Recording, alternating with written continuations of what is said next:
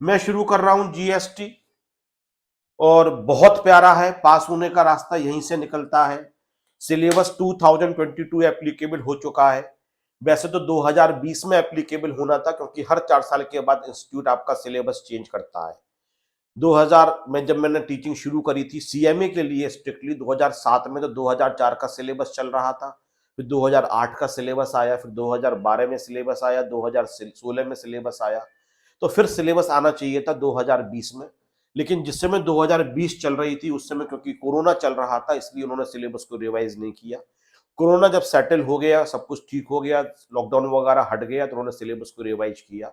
इसलिए 2 साल लेट हो गया, और इस समय सिलेबस चल रहा है 2022। 2022 से पहले का जो सिलेबस था उसमें 100 नंबर का डीटी हुआ करता था, 100 नंबर का आईडीटी हुआ करता था।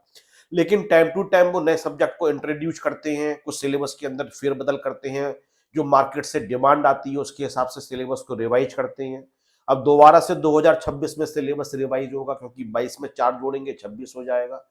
तो 2016 में जो सिलेबस था उसके अंदर 100 नंबर का डीटी था, 100 नंबर का आईडीटी था, लेकिन 2022 में इन्होंने 100 नंबर के अंदर ही 50-50 नंबर का कर दिया। 50 मार्क्स का डीटी है, 50 मार्क्स का आईडीटी है। और जो आईडीटी है उसके अंदर 2 पार्ट्स कर रखे हैं, उसके अंदर आपके लिए कस्टम्स भी है और जीएसटी भी है। इनकम टैक्स बहुत इंटरेस्टिंग है, बहुत सारा प्रैक्टिकल क्वेश्चंस करते हैं उसके अंदर। लेकिन मैं बार बार बोलता हूं आपसे कि अगर आपको करियर बनाना है अपना, तो जीएसटी से आपके लिए इजी रहेगा, क्योंकि छोटा सा एक्ट है। अगर मेरी बुक्स भी आप देखोगे तो इनकम टैक्स की जो बुक है उससे काफी छोटी बुक, काफी पतली बुक आपकी जीएसटी की है। तो 2 तरीके के टैक्सेस होते हैं, एक होता है डायरेक्ट टैक्सेस, एक होता है इनडायरेक्ट टैक्सेस।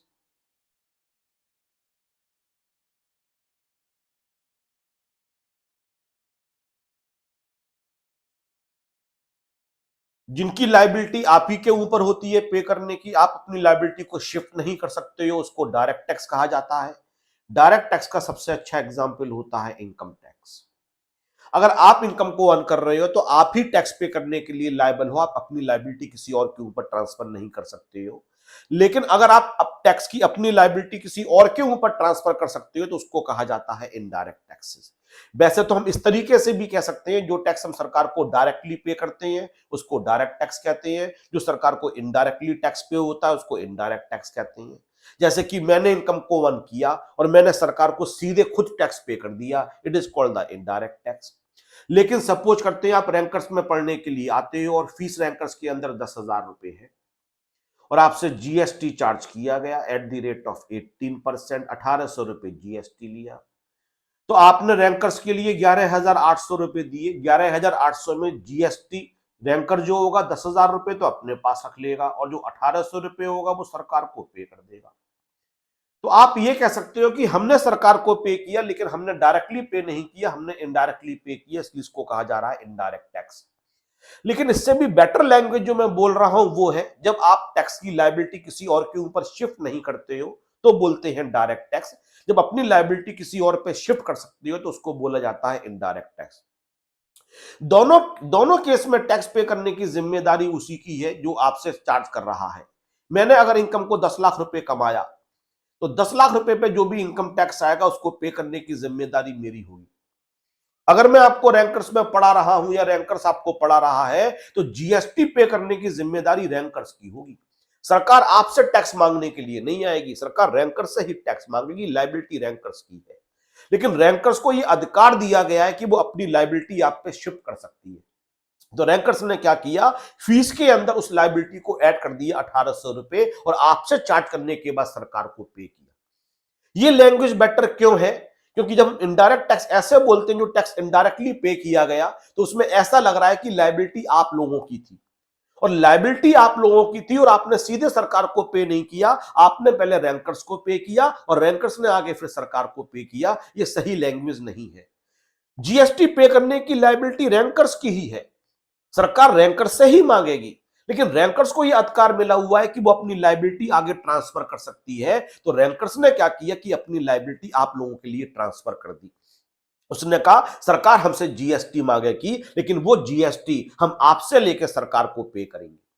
तो मैंने क्या किया या रैंकर्स ने क्या किया, 10,000 के अंदर जीएसटी ऐड कर दिया 1800 रुपए, और वो टैक्स आपसे लिया और सरकार को पे कर दिया। तो रैंकर्स ने जो अपनी लायबिलिटी थी वो आप पे शिफ्ट कर दी। इसके लिए इसको कहा जाता है इनडायरेक्ट टैक्सेस। मैं थोड़ा सा और अच्छे तरीके से आपको ये बात बताता हूं तो आपको ये बात और भी ज्यादा अच्छे तरीके से समझ में आएगी। अगर यहां की फीस सपोज करते हैं 10,000 रुपए है, और अगर आप में से कोई मैडम से लड़ने लगता है, जो रैंकर्स वाली मैडम है, लड़ने का मतलब गुस्से में नहीं, हम्बल रिक्वेस्ट के संग, नहीं मैडम हम तो फाउंडेशन भी आपसे पढ़े थे, हमारी बहन भी आपसे पढ़ के गई थी, हमारा भाई भी, हम आपको जीएसटी पे नहीं करेंगे। नहीं मैम, हम तो केवल 10,000 रुपए ही देंगे, हम तो आपको जीएसटी देंगे ही नहीं। और मैडम भी अल्टीमेटली, यार छोड़ तू 10,000 रुपए दे दे, और मैडम भी कहती है आपसे बेटा तुम 10,000 रुपए पे कर दो। तो क्या लायबिलिटी बच गई? नहीं, लायबिलिटी नहीं बची। जो सरकार होगी वो रैंकर से जीएसटी मांगेगी। रैंकर्स ये नहीं कह सकता है कि सामने वाले ने हमें फीस, हमने तो बहुत मांगा उसने नहीं दी। रैंकर्स, सरकार बोलेगी सामने वाले की लायबिलिटी नहीं थी, लायबिलिटी तो आपकी पे करने की है, आप सामने वाले से मांगो। आप राजी क्यों हुए बिना जीएसटी के पढ़ाने के? और अगर आप राजी हो गए तो हम ये मानेंगे इस 10,000 रुपए के अंदर जीएसटी इंक्लूडेड है, तो फीस अब 10,000 रुपए नहीं माना जाएगा, इस फीस को इंक्लूसिव ऑफ जीएसटी मान लिया जाएगा।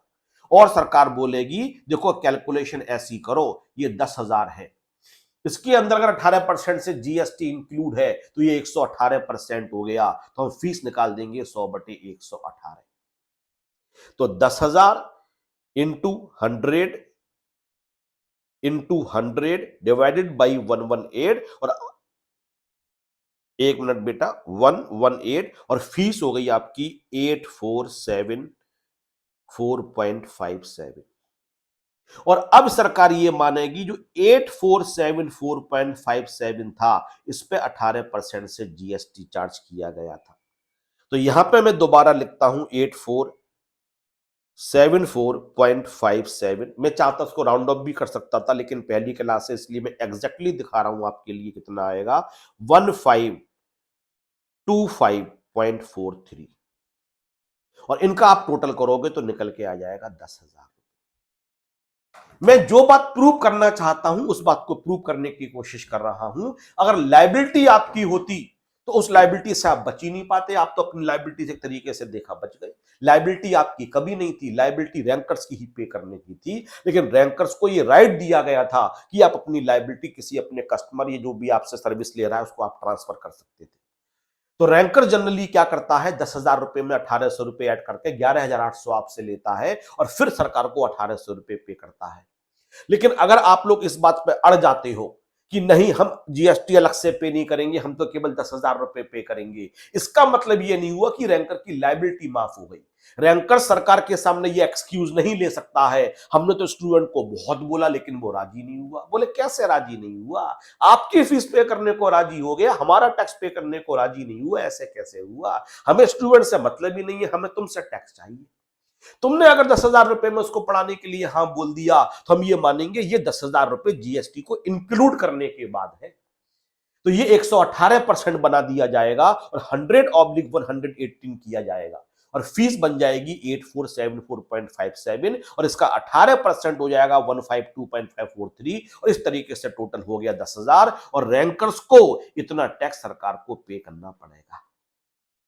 इसके लिए कहा जाता है आपके लिए इनडायरेक्ट टैक्स। तो आज के बाद कोई आपसे पूछे कि इनडायरेक्ट टैक्स का मतलब क्या होता है या डायरेक्ट और इनडायरेक्ट में डिफरेंस क्या है, तो ये लैंग्वेज ज्यादा अच्छी लगेगी कि जहां पे लायबिलिटी इनकम को अर्न करने वाले की होती है, या जिसकी लायबिलिटी होती है उसी को सरकार को अपने पास से पे करना पड़ता है, तो बोलते हैं डायरेक्ट टैक्स। और जहां अपनी लायबिलिटी आप दूसरे पे ट्रांसफर कर सकते हो उसको कहा जाता है इनडायरेक्ट टैक्स।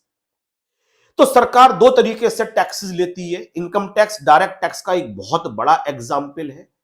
पुराने जमाने में, आज से कुछ साल पहले तक, एक एग्जाम्पल इसका वेल्थ टैक्स और भी हुआ करता था डायरेक्ट टैक्स का, जो आपके सिलेबस में था। फिर वेल्थ टैक्स को इंडिया से ही हटा दिया गया, आपके सिलेबस से नहीं, इंडिया से ही हटा दिया गया। वेल्थ टैक्स का मतलब होता है अमीरी पे टैक्स। अगर आप बहुत ज्यादा अमीर हुआ करते थे, आपके पास बहुत बड़ा घर हुआ करता था, सोने चांदी हुआ करता था, बड़ी बड़ी कार हुआ करती थी, एयरक्राफ्ट हुआ करता था, यॉट या बोट या जो शिप, जो लग्जरी शिप होते हैं वो हुआ करता था, तो आपको सरकार को एक टैक्स पे करना पड़ता था, वेल्थ टैक्स। लेकिन अभी कुछ साल पहले, बहुत ज्यादा टाइम नहीं हुआ, 10-12 साल पहले सरकार ने वेल्थ टैक्स को इंडिया से खत्म कर दिया। ये भी डायरेक्ट टैक्स था। तो मुकेश अंबानी इतने अमीर थे, वो सरकार को सीधे डायरेक्ट टैक्स पे करते थे।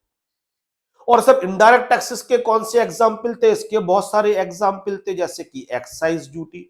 जब कोई भी चीज इंडिया में मैन्युफैक्चर होती थी, उस पर एक्साइज ड्यूटी लगाई जाती थी। मैं जीएसटी से पहले की बात कर रहा हूं। जब भी कोई चीज बेची जाती थी तो उसके ऊपर सेल्स टैक्स लगाया जाता था। जब भी सर्विसेज प्रोवाइड की जाती थी, उस पर सर्विस टैक्स लगाया जाता था। जब भी कोई चीज इंडिया के बाहर से इंपोर्ट या एक्सपोर्ट की जाती है तो उस पर कस्टम ड्यूटी लगाई जाती है। कस्टम ड्यूटी के अंदर दोनों टैक्सेस आ जाते हैं, इंपोर्ट ड्यूटी भी आ जाती है और एक्सपोर्ट ड्यूटी भी आ जाती है।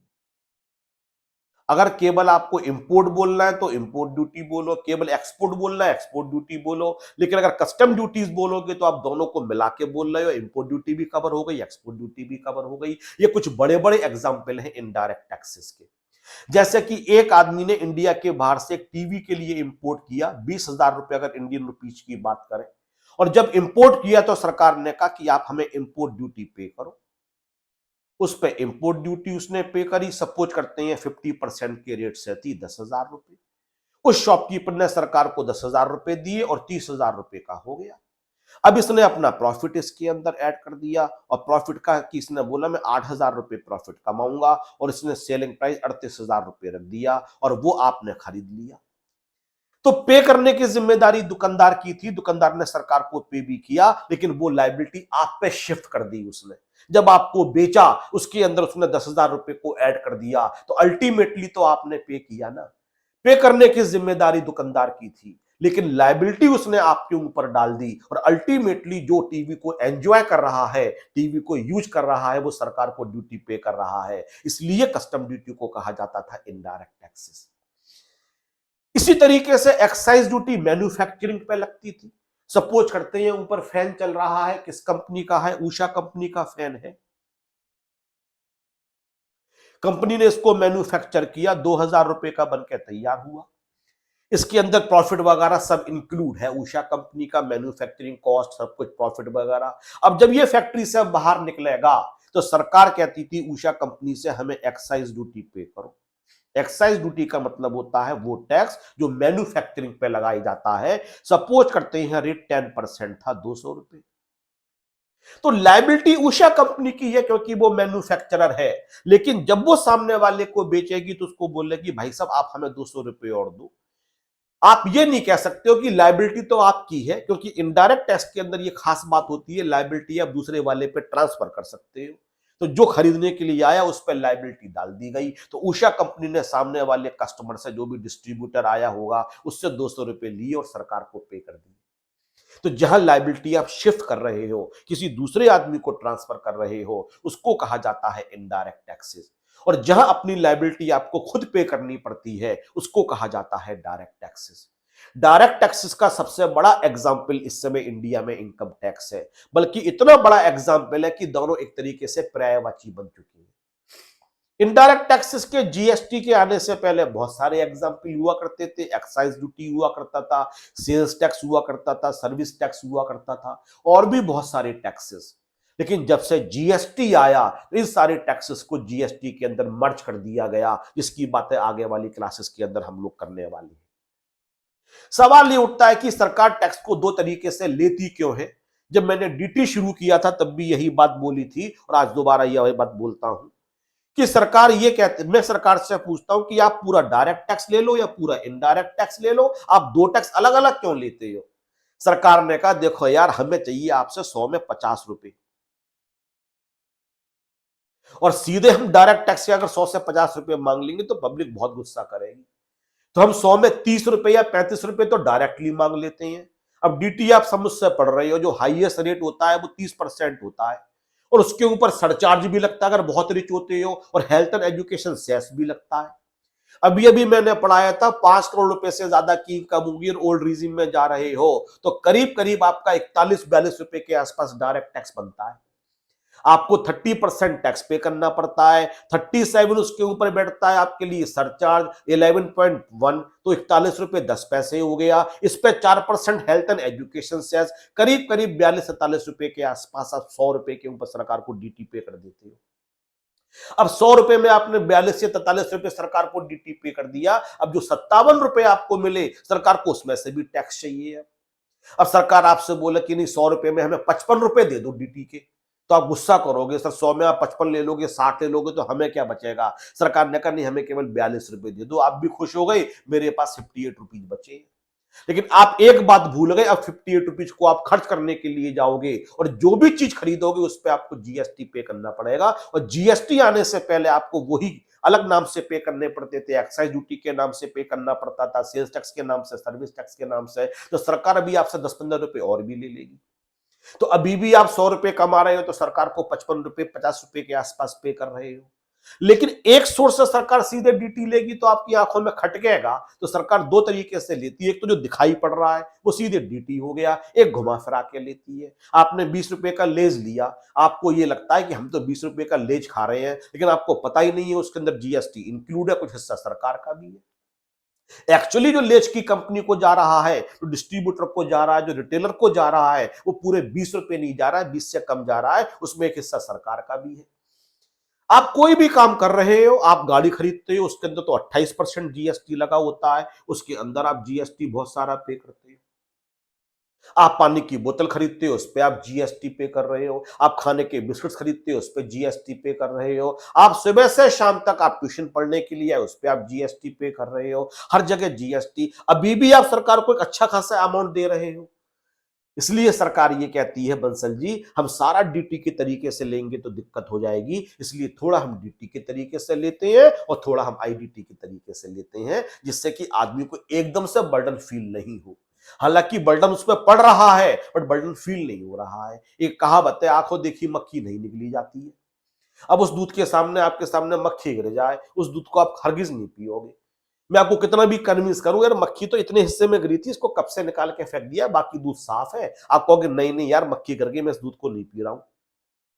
लेकिन अगर मक्खी नहीं देखी हो आपने तो उसी मिठाई को आप खाते हो। जो हलवाई मिठाई बनाता है तो आपको क्या लगता है इतने हाइजीन तरीके से मिठाई बनती है, कभी मक्खी दूध में गिरती नहीं होगी। मक्खी गिरती होगी, छलनी से छान के निकाल देते होंगे, उसी की आपकी सोन पापड़ी बनती होगी, उसी का पतीशा बनता होगा, उसी का गुलाब जामुन बनता होगा, उसी से 50 मिठाई और बनती होंगी और चटकारे लेके खाते भी हैं। बस वो मक्खी दिखाई नहीं दे रही है, इसलिए तो कहावत बनी कि आंखों देखी मक्खी नहीं निगली जाती है। तो जो आपका डायरेक्ट टैक्स है वो आंखों देखी मक्खी है। वो अगर ज्यादा हो जाएगा तो आदमी को निकलने में दिक्कत होगी, उसके लिए सरकार के लिए वो कोसेगा। इसलिए सरकार ने थोड़ा डीटी के लिए लिया, थोड़ा आईडीटी के तरीके से लिया। सरकार का पर्पज पूरा हो रहा है और आपको भी लग रहा है सरकार तो केवल डीटी 30% के रेट से ले रही है, बाकी तो पैसा हम ही बचा रहे हैं। दूसरा एक डिफरेंस मैंने और भी बताया था, उसको भी यहां पे मैं डिस्कस कर लेता हूं क्योंकि डिस्कस करना जरूरी है। डायरेक्ट टैक्स हमेशा प्रोग्रेसिव होता है। प्रोग्रेसिव का मतलब हो गया जैसे जैसे आप अमीर होगे वैसे वैसे टैक्स का रेट बढ़ता चला जाएगा। And slab is the example. अब जो इस समय नए रिजीम के अंदर स्लैब आया है, पहले 3 लाख रुपए पे 0 होगा, फिर अगले 4 लाख रुपए पे 5% होगा, उसके बाद 10 होगा, उसके बाद 15 होगा, उसके बाद 20 होगा, तब जाके 30% पे पहुंचोगे। तो गरीबों को थोड़ा रिलीफ दिया गया। बट जो इनडायरेक्ट टैक्स होता है वो यूनिफॉर्मली रेट से चार्ज किया जाता है। उसमें ये नहीं होता है कि आप अगर अमीर हो तो आप पे टैक्स का रेट ज्यादा लगेगा, गरीब पे कम लगेगा। लेज का चिप्स चाहे शाहरुख खान खरीदते हैं चाहे कोई रिक्शे वाला खरीदता है, और 20 रुपए का लेज का चिप्स खरीदा गया तो दोनों ने इक्वल जीएसटी पे किया। इनकम आपकी कम ज्यादा है लेकिन तब टैक्स बराबर पे कर रहे हो। अगर आप किसी मूवी को देखने के लिए जाते हो और वहां पे आप टैक्स पे कर रहे हो, 400 रुपए का टिकट है, तो वो मुकेश अंबानी भी 400 रुपए का खरीदेगा और मैं भी 400 रुपए का खरीदूंगा। हम दोनों की हैसियत में जमीन आसमान का अंतर है, लेकिन हम बराबर टैक्स पे कर रहे हैं। लेकिन इनकम टैक्स में गरीब कम टैक्स पे करता है, अमीर ज्यादा टैक्स पे करता है, क्योंकि प्रोग्रेसिव टैक्स होता है। जो कम कमा रहे हैं वो कम रेट से टैक्स पे करेंगे, जो ज्यादा कमा रहे हैं वो हायर रेट से टैक्स पे करेंगे। और भी ज्यादा कमा रहे हैं तो सरचार्ज भी लगा दिया जाएगा, तो वो भी तो एक तरीके से प्रोग्रेसिव टैक्स का तरीका ही हो गया। तो जो डायरेक्ट टैक्स होता है वो प्रोग्रेसिव होता है और जो इनडायरेक्ट टैक्स होता है वो यूनिफॉर्म रेट से चार्ज होता है। तो कौन सा टैक्स सही है? प्रोग्रेसिव डेफिनेटली ठीक है। जो यूनिफॉर्म होता है वो बहुत दर्द देता है। सर दर्द कैसे देता है? इक्वली तो पे कर रहे हैं, आपको तो इक्वल लग रहा है ना। जैसे कि मैंने यहां पे लिखा प्रोग्रेसिव रेट है और मैंने यहां पे लिखा यूनिफॉर्म रेट है। ये बेसिकली यूनिफॉर्म रेट है लेकिन नेचर रिग्रेसिव है।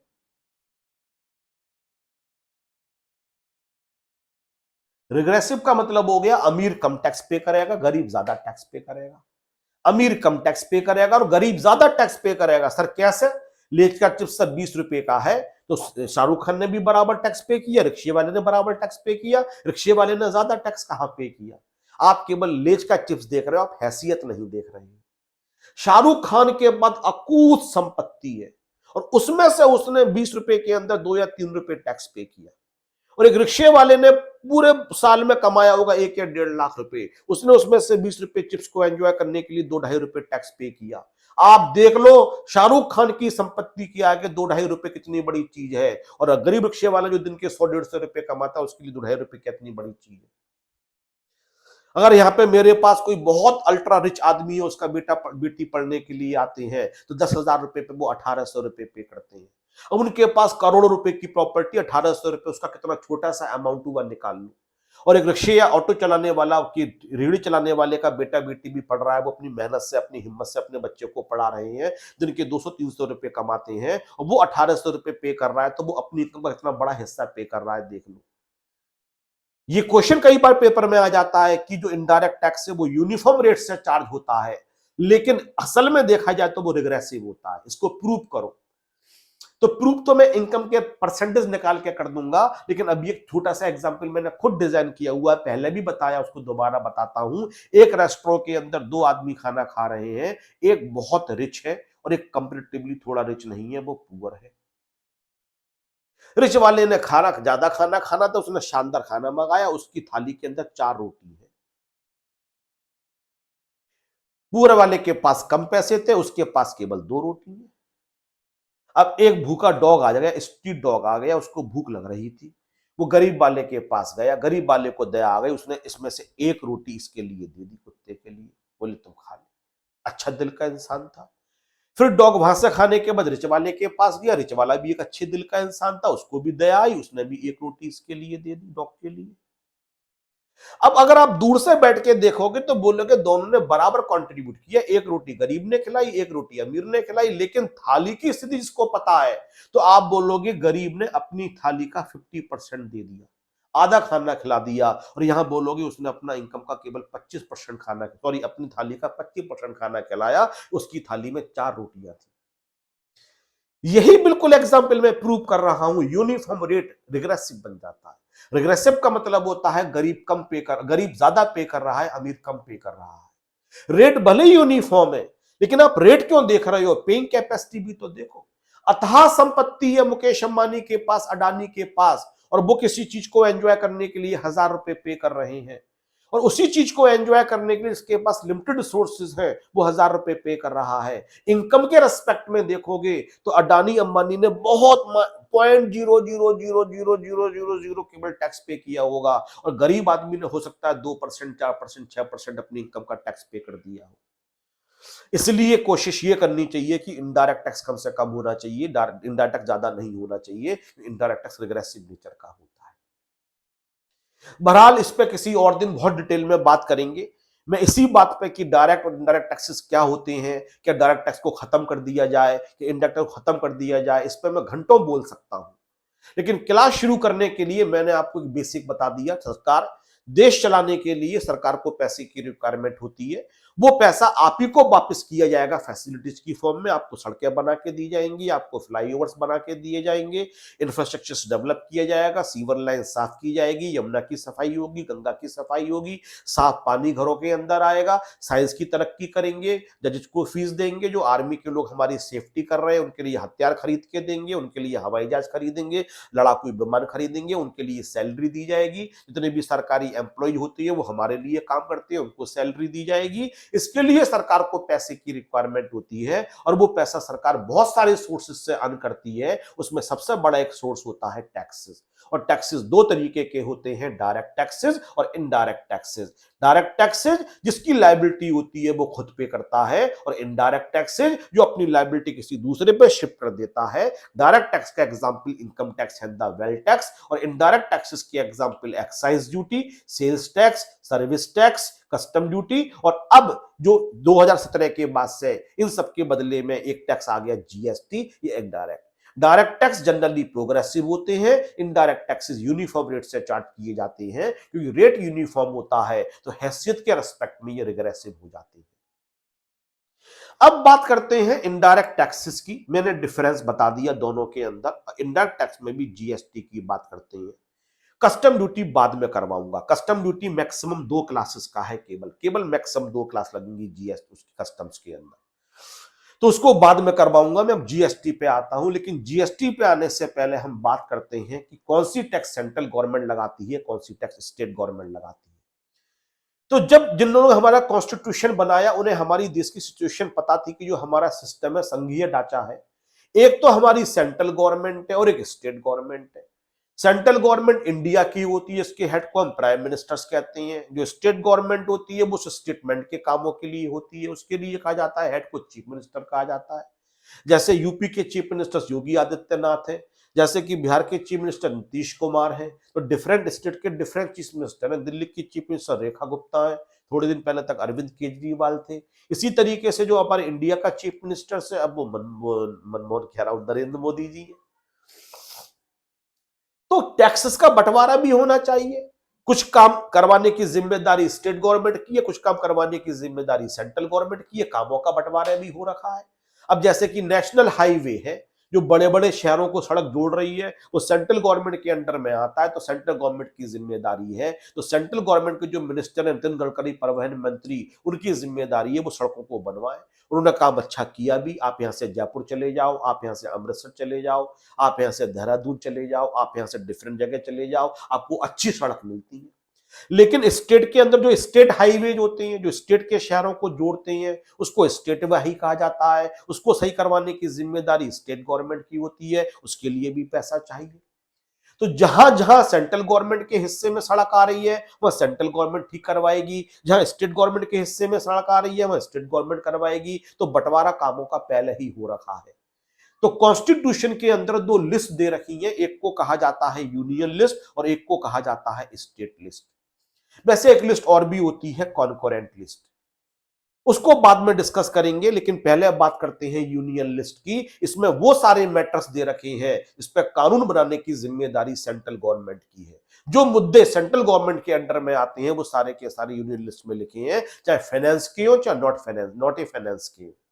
जो जिस जिस मैटर पे भी कानून बनाने की जिम्मेदारी स्टेट गवर्नमेंट की होगी, उन सबको लिस्ट 2 के अंदर दे रखा है। चाहे फाइनेंस से संबंधित हो चाहे फाइनेंस से संबंधित नहीं हो, सारे मुद्दे यूनियन लिस्ट 2 में लिखे हैं। और कुछ ऐसे मैटर्स हैं जहां दोनों के पास पावर दे रखी है कि सेंट्रल गवर्नमेंट भी अपना कानून बना सकती है, उसी मुद्दे पे स्टेट गवर्नमेंट भी अपना कानून बना सकती है। लेकिन कन्फ्लिक्ट हुआ कभी, तो फिर सेंट्रल गवर्नमेंट का जो कानून होगा उसको ऊपर माना जाएगा, स्टेट गवर्नमेंट को नीचे माना जाएगा। लेकिन अगर कन्फ्लिक्ट नहीं हो रहा है, तो अपने अपने फील्ड में दोनों कानून पैरेलल चलेंगे, जैसे कि एजुकेशन। इसलिए एक ही स्टेट के अंदर 2 बोर्ड चलते हैं, सीबीएसई बोर्ड भी चलता है, स्टेट बोर्ड भी चलता है। दिल्ली के अंदर 2 बोर्ड चलते हैं, सीबीएसई भी चल रहा है और दिल्ली बोर्ड भी चल रहा है। यूपी के अंदर भी 2 बोर्ड चलते हैं, सीबीएसई सेंट्रल गवर्नमेंट का भी चल रहा है और यूपी बोर्ड, यूपी सरकार, जैसे मैं यूपी बोर्ड से पढ़ा हुआ हूं, तो यूपी बोर्ड यूपी गवर्नमेंट का भी चल रहा है। तो अपने अलग अलग स्कूल्स बने हुए हैं, सिलेबस थोड़ा बहुत डिफरेंट है, लेकिन लाडली सिलेबस सेम है। वहां की टीचर्स की फीस स्टेट गवर्नमेंट देगी, सीबीएसई की टीचर्स की फीस सेंट्रल गवर्नमेंट देगी। अपने अपने लेवल पे पढ़ाया जा रहा है, बच्चों का भला होना चाहिए, चाहे स्टेट गवर्नमेंट पढ़ाए चाहे सेंट्रल गवर्नमेंट पढ़ाए, क्या फर्क पड़ता है इस बात से। बट कन्फ्लिक्ट नहीं होना चाहिए। कन्फ्लिक्ट होगा तो ज्यादा पावर सेंट्रल गवर्नमेंट को दे रखी है, तो कॉन्कोरेंट को तो हटा देते हैं, और जो फाइनेंस से संबंधित नहीं है उनको हटा देते हैं। जो टैक्सेस की बात करें, तो कौन सा टैक्स किसके हिस्से में आया, इसकी हम बात करते हैं। तो यूनियन लिस्ट के अंदर एक एंट्री 82 दे रखी है और उसके आगे लिखा हुआ है tax on income other than agricultural income. Agricultural income पर टैक्स लगाने की जिम्मेदारी जो होगी, वो सॉरी, टैक्स इनकम पर टैक्स लगाने की जो जिम्मेदारी होगी वो सेंट्रल गवर्नमेंट को दी गई। और एंट्री भी कई बार पूछ लेते हैं 82। तो एंट्री 1, एंट्री 2, एंट्री 3, एंट्री 4, मैंने केवल वो एंट्री छाटी जो टैक्स से संबंधित थी, क्योंकि बहुत सारे कानून ऐसे भी होते हैं जो फाइनेंस से संबंधित नहीं होते। इसलिए इनकम टैक्स में एग्रीकल्चर इनकम को एग्जेम्प्ट किया गया है अंडर सेक्शन 10 सब सेक्शन 1। जो शाम वाले मेरे बैच के बच्चे बैठे हुए हैं, उनको मैं पढ़ा चुका हूं एग्रीकल्चरल इनकम। लेकिन रैंकर्स के जो बच्चे हैं उनको अभी मैं डिडक्शंस पढ़ा रहा हूं, उसके बाद पढ़ाऊंगा मैं उनके लिए एग्रीकल्चरल इनकम। एग्जेम्प्ट होती है, बच्चे पूछते हैं एग्जेम्प्ट क्यों है, मैं कहता हूं कानूनी रूप से उनके पास अधिकार ही नहीं है कि उस पर टैक्स लगा पाए, क्योंकि कानून में संविधान में साफ साफ लिखा हुआ है अदर देन एग्रीकल्चरल इनकम।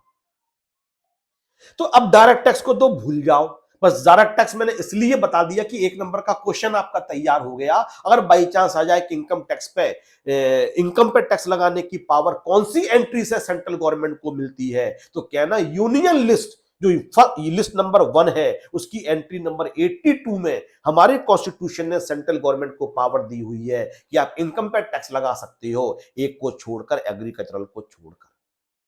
अब बात करते हैं इनडायरेक्ट टैक्सेस का बंटवारा कैसे किया गया। तो कस्टम ड्यूटी पूरी की पूरी सेंट्रल गवर्नमेंट को दे दी गई। एंट्री नंबर 3 जो है, नंबर 3 83 जो है, उसमें लिखा हुआ है कि जो कस्टम्स की ड्यूटीज होंगी वो पूरी की पूरी सेंट्रल गवर्नमेंट के पास जाएंगी, क्योंकि लिस्ट 1 को यूनियन लिस्ट कहा जाता है और यूनियन लिस्ट 2 को स्टेट लिस्ट कहा जाता है। मैंने एक बार सोचा कि ये पूरा का पूरा सेंट्रल गवर्नमेंट को क्यों दिया गया, स्टेट गवर्नमेंट को क्यों नहीं दिया गया। इसके पीछे रीजन है, क्योंकि इंपोर्ट ड्यूटी जनरली उन्हीं राज्य को मिलेगी जो कोस्टल स्टेट्स हैं, जो समुद्र से जुड़े हुए हैं, उनको तो कस्टम ड्यूटी मिलती, उनको तो इंपोर्ट ड्यूटी मिलती, क्योंकि इंपोर्ट सारा वहीं हो रहा है। और जो बीच के स्टेट्स हैं, जो पूरा का पूरा लैंड है जहां पानी टच ही नहीं कर रहा है, जैसे दिल्ली हो गया, हरियाणा हो गया, मध्य प्रदेश हो गया, उत्तर प्रदेश हो गया, ये तो सूखे रह जाते हैं, इनके पास तो समुद्र है ही नहीं, इनके पास तो इंपोर्ट होता ही नहीं। तो बंटवारा इक्वल, अपॉर्चुनिटी तो इक्वल सभी को मिलनी चाहिए। शायद ये रीजन रहा होगा जो हमारे लॉ मेकर्स थे, कस्टम ड्यूटी उन्होंने स्टेट गवर्नमेंट को नहीं दिया, वरना पार्शियलिटी हो जाती। कुछ स्टेट्स तो अमीर होते चले जाते क्योंकि उनके पास इंपोर्ट ड्यूटी आती, और कुछ के पास इंपोर्ट ड्यूटी आने की पॉसिबिलिटीज ही नहीं रहती, इसलिए उन्होंने कस्टम ड्यूटी पूरी की पूरी सेंट्रल गवर्नमेंट के लिए दे दी। तो अब आगे चलते हैं। फिर सरकार ने कहा अगर इंडिया के अंदर गुड्स को मैन्युफैक्चर किया जाएगा, तो उस पर हम लगाएंगे एक्साइज ड्यूटी। उस ड्यूटी का नाम एक्साइज ड्यूटी होगा। तो मैन्युफैक्चरिंग पे एक्साइज ड्यूटी लगाई गई, तो सेंट्रल गवर्नमेंट ने कहा कुछ हमें भी दे दो, सब कुछ तुम क्यों रखोगे। तो सरकार ने कहा ठीक है, हम 2 एक्साइज ड्यूटी बना देते हैं, एक का नाम रख देते हैं सेंट्रल एक्साइज ड्यूटी, और एंट्री नंबर 84 में डाल दिया गया, 84 यूनियन लिस्ट के अंदर, और एक का नाम दिया गया स्टेट एक्साइज ड्यूटी, और इसको एंट्री 51 में डाला गया। और एंट्री 51 कौन सी, स्टेट इसकी एंट्री 51 में डाला गया। सर किस किस पे सेंट्रल गवर्नमेंट को मिलेगी ड्यूटीज और of excise on tobacco and other goods manufactured और प्रोड्यूस इन इंडिया। तंबाकू और तंबाकू के अलावा किसी भी तरीके के गुड्स हो, उस सबकी central excise duty central government के पास जाएगी, एक्सेप्ट किस किस को छोड़कर, alcoholic liquor for human consumption, alcohol liquor for human consumption, ये 1 नंबर दे दिया। फिर ओपीएम नंबर 2 दे दिया। फिर इंडियन हेम्प 3 नंबर दे दिया। फिर other narcotic drugs and narcotics, इसको 4 नंबर दे दिया।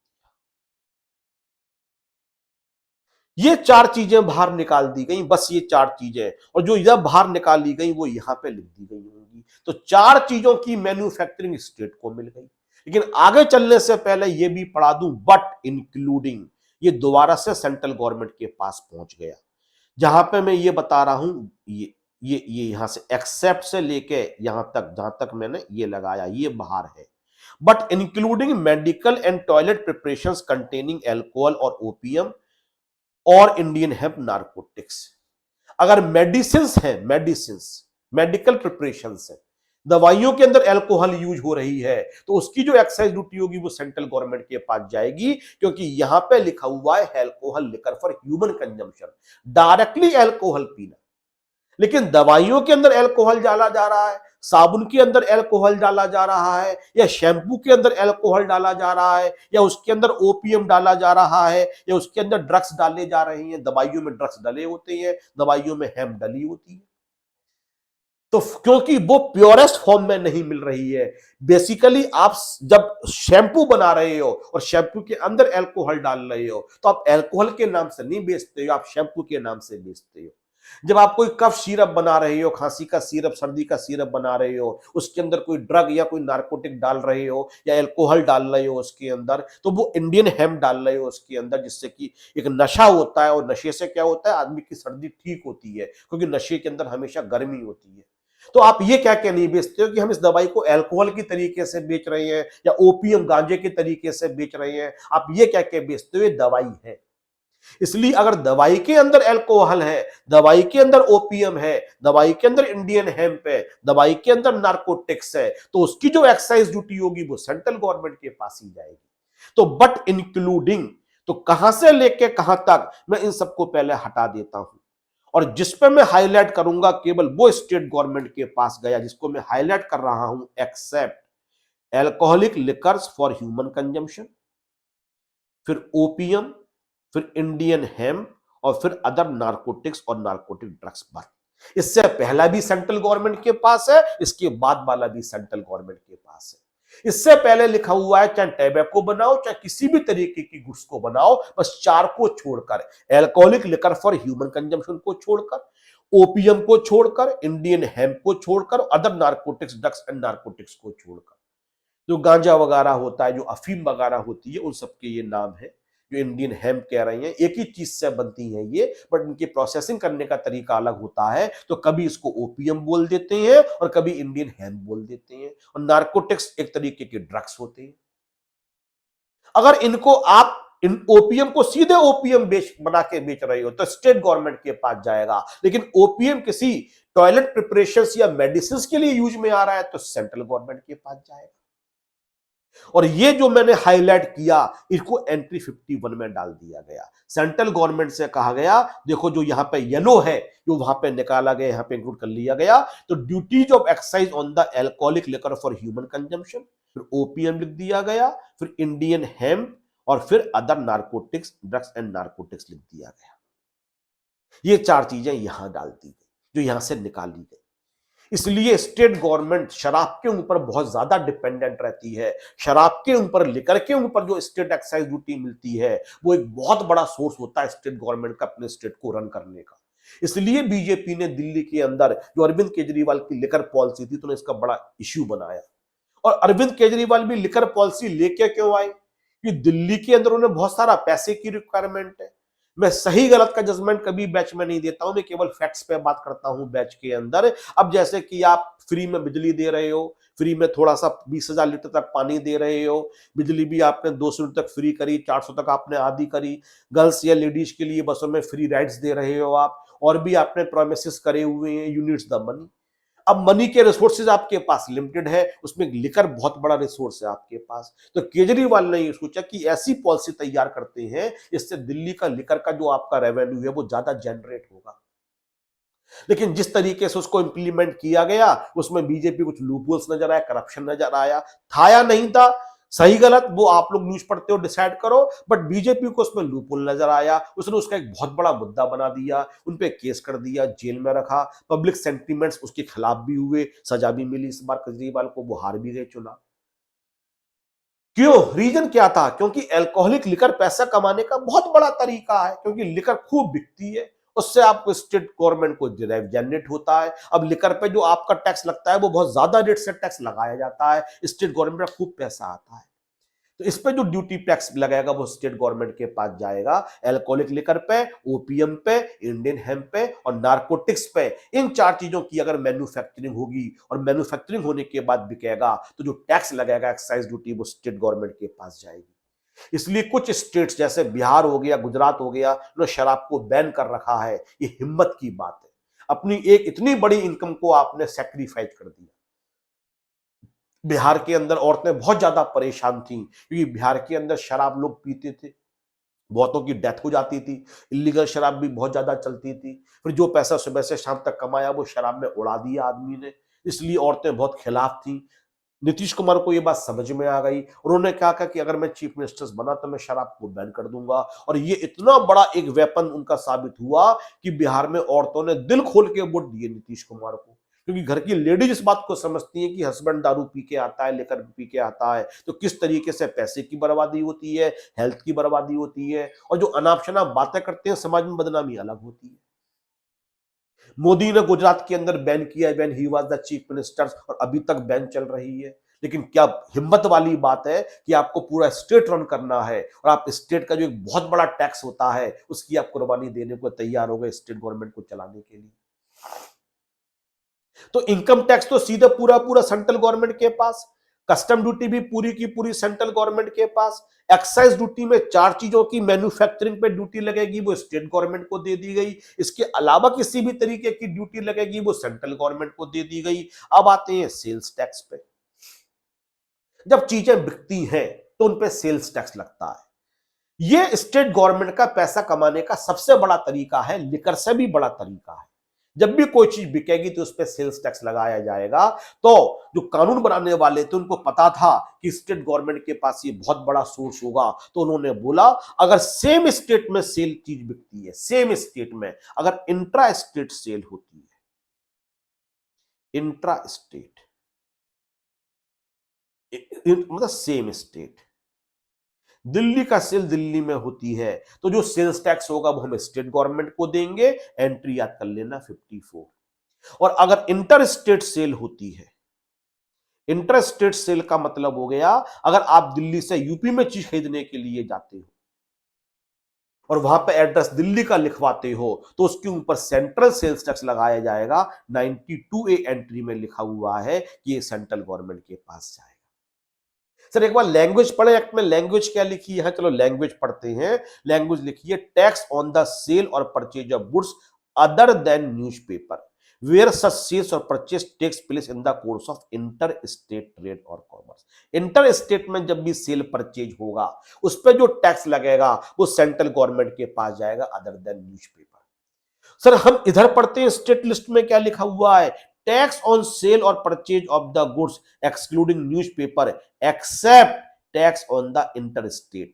इंटरस्टेट को छोड़कर तो क्या बचा, इंटरस्टेट बचा। इंटरस्टेट हमने यूनियन लिस्ट में दे दिया था तो वहां लिख दिया गया इंटरस्टेट को छोड़कर, इसका मतलब ही इंटरस्टेट बना, मैंने सीधे सीधे इंटरस्टेट लिख दिया। न्यूज़पेपर केवल एक ऐसी चीज होती है जब वो बिकती है चाहे सेम स्टेट में चाहे दूसरे स्टेट में, इस पे किसी भी तरीके का टैक्स नहीं लगता था, ना तो इस पे सीएसटी लगता था, ना इस पे स्टेट सेल्स टैक्स लगता था, ना सेंट्रल सेल्स टैक्स लगता था। खबरों को बहुत बेसिक चीज माना गया, हर आदमी का हक है उसके पास खबरें पहुंचे। तो न्यूज़पेपर जब बिकता था तो चाहे दिल्ली का दिल्ली में बिके चाहे दिल्ली से यूपी में बिके, उस पर सेल्स टैक्स लगता ही नहीं था। इस तरीके से बंटवारा किया गया। तो दोबारा बंटवारा सुनो। इनकम टैक्स मैं बार बार इसलिए बोल रहा हूं आपको याद हो जाए, सेंट्रल गवर्नमेंट के पास, कस्टम ड्यूटी सेंट्रल गवर्नमेंट के पास, मैन्युफैक्चरिंग पे जो एक्साइज ड्यूटी होगी थोड़ी सेंट्रल, ज्यादातर सेंट्रल गवर्नमेंट के पास। 4 चीजों पे, alcoholic liquor for human consumption, opium, Indian hemp, narcotics drugs and other narcotics state government के पास। और इसके बाद जो आपका सेल्स टैक्स होता था, सेम स्टेट में सेल होगा तो स्टेट गवर्नमेंट के पास, एक स्टेट से दूसरे स्टेट में सेल होगी तो सेंट्रल गवर्नमेंट के पास। और आखिरी चीज सर्विस टैक्स। सर्विस टैक्स पहले नहीं था इंडिया के अंदर, सर्विस टैक्स बहुत बाद में लगाया गया। पहले किसी के दिमाग में ही नहीं आया कि सर्विसेज पर भी टैक्स लगना चाहिए, क्योंकि पुराने जमाने में केवल यह था कि चीजें बिकती हैं, चीजें खरीदते हैं, बट सर्विसेज पर टैक्स लगना चाहिए बहुत बाद में दिमाग में आया। और जो आपकी लिस्ट दे रखी है उसमें कहीं भी सर्विस टैक्स का जिक्र था ही नहीं, किसी एंट्री में सर्विस टैक्स का जिक्र था ही नहीं। तो जब सरकार ने पहली बार सोचा कि सर्विस टैक्स भी लगाते हैं तो सरकार के सामने एक बहुत बड़ी दुविधा आ गई। दुविधा आ गई, सेंट्रल गवर्नमेंट लगाए, स्टेट गवर्नमेंट लगाए। सरकार के सामने, आपके सामने दुविधा आनी चाहिए कौन लगाएगा। तो यूनियन लिस्ट के अंदर एक एंट्री है 97, यूनियन आज भी है, और ये ब्लैंक एंट्री है। और ब्लैंक एंट्री स्टेट लिस्ट के अंदर नहीं है, ब्लैंक एंट्री केवल यूनियन लिस्ट के अंदर है।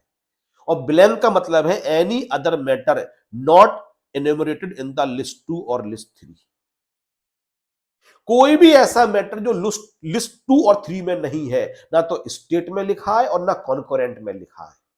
अगर सरकार चाहे तो 97 का यूज करके उस पर टैक्स लगा सकती है। इसका मतलब कोई भी ऐसा मैटर जो कि अभी तक सरकार के दिमाग में नहीं आया था, अगर उस पर कानून बनाना है तो स्टेट गवर्नमेंट बना ही नहीं सकती है, उस पर केवल और केवल सेंट्रल गवर्नमेंट ही बना सकती है। क्योंकि 97 एंट्री में लिखा हुआ है कोई भी ऐसा मैटर जो स्टेट लिस्ट में नहीं लिखा है, जो कॉन्करेंट में नहीं लिखा है, उस पर कानून बनाने की जिम्मेदारी हम सेंट्रल गवर्नमेंट को दे रहे हैं।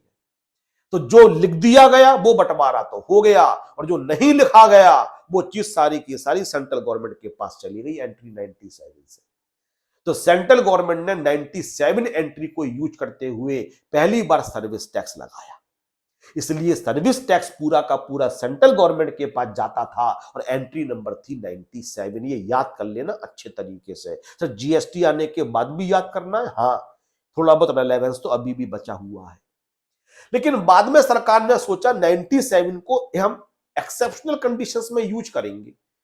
अब सर्विस टैक्स तो रेगुलर हो गया है, चार्ज करना ही करना है चार्ज, तो 97 को हम ऑक्यूपाई करके क्यों रखें, तो 97 को खाली कर देते हैं। क्योंकि 97 तो एटसेट्रा है जो कहीं नहीं लिखा, तो वो तो तभी यूज करो जब आपके पास कोई एंट्री नहीं है। अब आपको सर्विस टैक्स लगाना ही लगाना है तो किसी परमानेंट एंट्री में डालो ना। तो सरकार ने कॉन्स्टिट्यूशन के अंदर अमेंडमेंट करके एक नई एंट्री डाली 92C, जिसके आगे लिखा टैक्स ऑन सर्विसेज। और सरकार का ये कहना था हम बहुत जल्दी 97 से एक नया एक्ट लाके सर्विस टैक्स को 92C में ट्रांसफर कर देंगे, क्योंकि 97 हमें यह पावर देती है जो मैटर कहीं भी नहीं लिखे हुए। लेकिन अब सर्विस टैक्स परमानेंट टैक्स बन चुका है, उसको हम परमानेंट एंट्री देना चाहते हैं, तो एक यूनियन लिस्ट के अंदर कॉन्स्टिट्यूशन में चेंज किया गया, नई एंट्री डाली गई 92C, और इसके आगे लिख दिया गया सर्विस टैक्स। और सरकार का प्लान था कि हम बहुत जल्दी 97 से हटा के एक नया एक्ट लेके आएंगे, सर्विस टैक्स एक्ट, जो 92C एंट्री से गवर्न होगा। लेकिन जब तक ये काम होता तब तक जीएसटी आ गया, तो सर्विस टैक्स का एग्जिस्टेंस ही खत्म हो गया, तो 97 भी खाली हो गई और 92C एज इट इज पड़ी हुई है। इसलिए मैंने इसके आगे लिखा नॉट मेड इफेक्टिव, इसको कभी यूज में लेके ही नहीं आए। अभी जो मैंने पढ़ा दिया वो आपको 2 नंबर डेफिनेटली देके जाएगा। एक एंट्री पेपर में कई बार पूछ ली जाती है कि बताओ ये एक्ट कौन सी एंट्री से गवर्न होता है। तो हमारा देश फर्स्ट क्लास चल रहा था। यहां पे लिख लेते हैं यूनियन लिस्ट, और यहां पे लिख लेते हैं स्टेट लिस्ट। टैक्सेस के मामले में कॉन्करेंट लिस्ट कुछ भी नहीं करेगी। यहां पे लिख लेते हैं इनकम टैक्स केवल लिखने के लिए, और यहां पे लिख लेते हैं कस्टम ड्यूटी। इसमें तो किसी तरीके की डिस्प्यूट था ही नहीं, और यहां खींच देते हैं लाइन। अब बात करते हैं, लाइन ड्रॉ करने के लिए रेड कलर अच्छा रहेगा। अब बात करते हैं जो दोनों जगह बंटवारा हुआ, यहां चला गया सेंट्रल एक्साइज ड्यूटी, और यहां चला गया स्टेट एक्साइज ड्यूटी। क्या क्या गया ये आप अपने हाथ से लिख लेना, ये जो मैंने बुक दी है उसमें लिखा हुआ है। यहां चला गया सेंट्रल सेल्स टैक्स, जिसको हम शॉर्ट में सीएसटी बोलते हैं, और यहां चला गया स्टेट सेल्स टैक्स। अगर दिल्ली होगा तो हम बोल देंगे आपके लिए दिल्ली सेल्स टैक्स, अगर यूपी होगा तो बोल देंगे यूपी सेल्स टैक्स, अगर बिहार होगा तो बोल देंगे बिहार सेल्स टैक्स, और आखिरी चीज चली गई यहां पे सर्विस टैक्स। सर आपने लाइन क्यों ड्रॉ करी, क्योंकि जीएसटी आने के बाद जो नीचे लिखे हुए हैं रेड कलर से वो सब जीएसटी के अंदर चले गए, बट जीएसटी तक आराम से पहुंचेंगे, धीरे धीरे जीएसटी के अंदर पहुंचेंगे। तो सर इन टैक्सेस के अंदर लगाने का तरीका क्या था? हाँ ये बड़ा अच्छा सवाल है, जीएसटी लगाने का, ये टैक्स लगाने का तरीका क्या था? तो इसमें से कोई एक टैक्स उठाते हैं, इसको उठाते हैं स्टेट सेल्स टैक्स के लिए। कोई सा भी टैक्स लगाओ सब सेम तरीके से लगते थे, बट मैं स्टेट सेल्स टैक्स को उठा के आपको एग्जांपल देता हूं। मैंने यहां पे लिखा स्टेट सेल्स टैक्स। ये कैसे लगाया जाता था? हम दिल्ली सेल्स टैक्स की बात कर लेते हैं, क्योंकि दिल्ली में बैठ के पढ़ रहे हैं, तो दिल्ली सेल्स टैक्स की बात कर लेते हैं।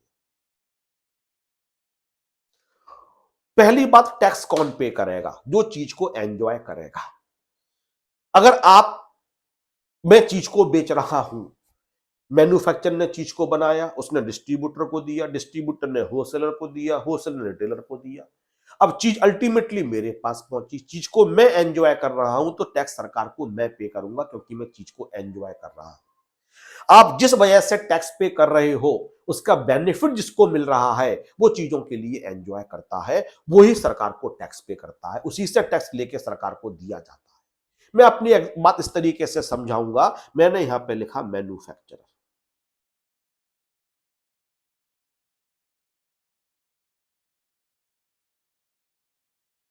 यहां पे मैंने लिखा मैन्युफैक्चर के बाद डिस्ट्रीब्यूटर, यहां पे मैंने लिखा होलसेलर, यहां पे मैंने लिखा रिटेलर, और यहां पे मैंने लिखा कंज्यूमर, जो हम लोग हैं। अब मैन्युफैक्चर ने एक चीज 100 रुपए की बनाई, सब कुछ अपना प्रॉफिट वगैरह मिलाने के बाद एक्साइज ड्यूटी वगैरह को भूल जाओ अभी थोड़ी देर के लिए। जब डिस्ट्रीब्यूटर खरीदने के लिए आया मैन्युफैक्चर के पास, तो उसने कहा ठीक है भाई, मैं तुम्हें चीज 100 रुपए की बेचूंगा। उसने कहा ठीक है 100 रुपए लो, और 100 रुपए देके मैन्युफैक्चर ने डिस्ट्रीब्यूटर को दे दी। इसको यहां लिख देते हैं 100 रुपए, तो आपको समझ में आएगा यहां से 100 रुपए की चीज इसके पास पहुंच गई। जब इसके पास 100 रुपए की चीज आई, तो इसने कहा कि मैं अपना इसमें प्रॉफिट और खर्चा वगैरह ऐड कर लूं। उसने कहा ऐड कर लो, प्रॉफिट प्लस एक्सपेंसेस। उसने कहा मैं 100% के रेट से ऐड करूंगा, और 100 रुपए उसने ऐड कर लिए। और उसने डिस्ट्रीब्यूटर होलसेलर कहा मैं तुम्हें 200 रुपए की बेचूंगा। होलसेलर ने कहा ठीक है, और होलसेलर से उसने 200 रुपए लिए, और होलसेलर को उसने ये चीज दे दी 200 रुपए की। होलसेलर के पास 200 रुपए की चीज आ गई। होलसेलर ने कहा कि मैं अपना प्रॉफिट वगैरह इसके अंदर ऐड कर लूं, खर्चा वगैरह, और मैं 20% से ऐड करता हूं, और उसने 40 रुपए यहाँ पे ऐड कर दिए। उसने कहा मैं इसको 240 रुपए की बेचना चाहता हूं। इसके पास रिटेलर आया, उसने कहा 240 की मैं खरीदने को तैयार हूं। उसने 240 रुपए किसको बेच दिया? रिटेलर को बेच दिया। रिटेलर ने यहाँ पे 240 रुपए लेके उसने कहा जो मैंने खर्चा किया और प्रॉफिट वगैरह मैं 100% के रेट से ऐड करके बेचता हूं। 240 रुपए मैं अपने कस्टमर को 480 रुपए की बेचूंगा। अब रिटेलर को यह पता है कि चीज अब कंज्यूमर के हाथ में जाएगी, जो मुझसे खरीदने आ रहा है वो आगे नहीं बेचेगा। अब क्योंकि वो आगे नहीं बेचेगा, तो अब सरकार को टैक्स मिलना चाहिए, इनडायरेक्ट टैक्स है। लायबिलिटी रिटेलर की है, वो किस पे शिफ्ट कर देगा? वो कंज्यूमर पे शिफ्ट कर देगा। तो यहां पे वो sales tax, Delhi sales tax charge कर लेगा, दिल्ली सेल्स टैक्स। और मैं रेट अज्यूम कर रहा हूं 10%। सर एक्चुअल में कितना था? कई स्टेट वाइज था, कहीं 14% था, कहीं 15% था, हर स्टेट का अपना अलग अलग था। 10% से कैलकुलेशन इजी रहेगी। उसने कंज्यूमर से कहा 480 रुपए, और प्लस 48 रुपए तक जो सरकार के पास जाएगा, पक्का बिल बना के दे दिया। कंज्यूमर को चीज पड़ती है 480 प्लस 48, 8 और 2 528 की, और वो चीज को एंजॉय करने लगा। जो मजा लेगा टैक्स सरकार को वो पे करेगा, और इस चीज का मजा कंज्यूमर ले रहा है, उससे टैक्स लेके सरकार को टैक्स पे कर दिया गया। और जब मैं छोटा था तो मुझे अच्छे तरीके से याद है, इसी तरीके से रिटर्न बिल बनाया करता था। इसमें एक कमी थी बहुत बड़ी, बल्कि दो कमी थी इसके अंदर। एक कमी ये थी इसके अंदर कि उस समय कच्चा बिल पक्का बिल चला करता था। रिटेलर ने कंज्यूमर से कहा कि भाई कच्चा बिल चाहिए, पक्का बिल चाहिए। अगर पक्का बिल चाहिए तो 48 रुपए पूरे मुझे दो आप, 48 रुपए, और मैं आपको चीज दे देता हूं। और अगर कच्चा बिल चाहिए, मतलब सरकारी कागज पे इनवॉइस पे आपको नहीं चाहिए, तो आप ऐसा करो 480 रुपए, और मुझे केवल आप 24 रुपए दे दो, बस केवल बिल मत लो मुझसे आप। तो 480 और 24, तो इसमें दुकानदार को फायदा क्या हो गया? रिटेलर के लिए अब वो 24 रुपए अपनी जेब में रख लेगा।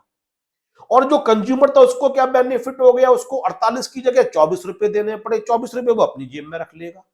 सरकार को 48 रुपए का चूना लग गया, सरकार को 48 रुपए का लॉस हो गया। 24 रुपए किसकी जेब में चले गए? रिटेलर की जेब में, और 24 रुपए कंज्यूमर की जेब में चले गए, और वो 48 रुपए सरकार को लॉस हो गया। तो आप आज जाके अपने पेरेंट्स से पूछना, या दादाजी वगैरह जो भी बुजुर्ग हो उनसे घर में पूछना, क्या पुराने जमाने में कच्चा बिल पक्का बिल चला करता? बताएंगे बेटा हर दुकानदार पूछा करता था। हाँ, कुछ ऐसी चीजों की जिनकी वारंटी हुआ करती थी, गारंटी, वह तो पक्का ही बिल। अब टीवी चाहिए, अब टीवी सही करने वाला आएगा, दुकान पे लेके जाओगे तो वो बिल दिखाओ पहले, तो उसके लिए पक्का बिल चाहिए। अब रेस्टोरेंट में आपने खाना खाया, तो खाना खाने के बाद कोई गारंटी थोड़ी नहीं चाहिए, तो क्या करोगे? पक्का बिल लेके। अब कुछ सामान बाजार से लेके आए, उस सामान को आप खा पी के खत्म कर दोगे, यूज करोगे, वारंटी कोई है नहीं, तो क्या करोगे? पक्का बिल लेके। कच्चा बिल लो, टैक्स आधा आप बचाओ, आधा दुकानदार के लिए दो, और खूब टैक्स इसमें बचा करता था। एक कमी इसके अंदर और भी थी, और वो कमी इसके अंदर ये थी कि ये जो मैन्युफैक्चरर था, ये टीवी बनाता था, टीवी बेचता था। ये 100 रुपए का टीवी, एक एग्जाम्पल ले रहे हैं हम। एक दिन डिस्ट्रीब्यूटर के पास, डिस्ट्रीब्यूटर ने से 10 टीवी खरीदे या 50 टीवी खरीदे, जो भी टीवी खरीदे होंगे, एक बार डिस्ट्रीब्यूटर के पास उसकी बीवी का फोन आया, बोला घर का टीवी चलते चलते बंद हो गया, शाम को आओ तो टीवी ले आना। अब बताओ, आप बताओ, जितने बच्चे बैठे हैं अपनी बीबी की बात वो टाल पाएगा? देखो सबके सर सब कह रहे नहीं से बिल्कुल नहीं टाल पाएगा। इसने जो 10 टीवी खरीदे थे उसमें से एक टीवी अपने घर के लिए ले आया, टीवी फॉर पर्सनल यूज।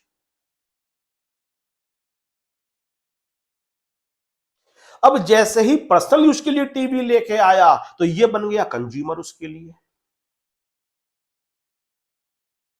अब उसने टैक्स पे किया नहीं है, मैन्युफैक्चरर ने तो उसको बेचा तो टैक्स चार्ज ही नहीं किया था। उसको तो ये पता था डिस्ट्रीब्यूटर 10 टीवी लेके जा रहा है, सपोज 10 टीवी यहां से यहां ट्रांसफर हुए थे, 100 रुपए के हिसाब से 100 रुपए का टीवी था। अब उसने आगे बेचे 9 टीवी, तो एक टीवी कंज्यूमर यूज तो कर रहा है और सरकार के पास उसका टैक्स ही नहीं पहुंचा, जबकि जो डिस्ट्रीब्यूटर था वो उसके अपने आप में क्या बन चुका है, कंज्यूमर बन चुका है।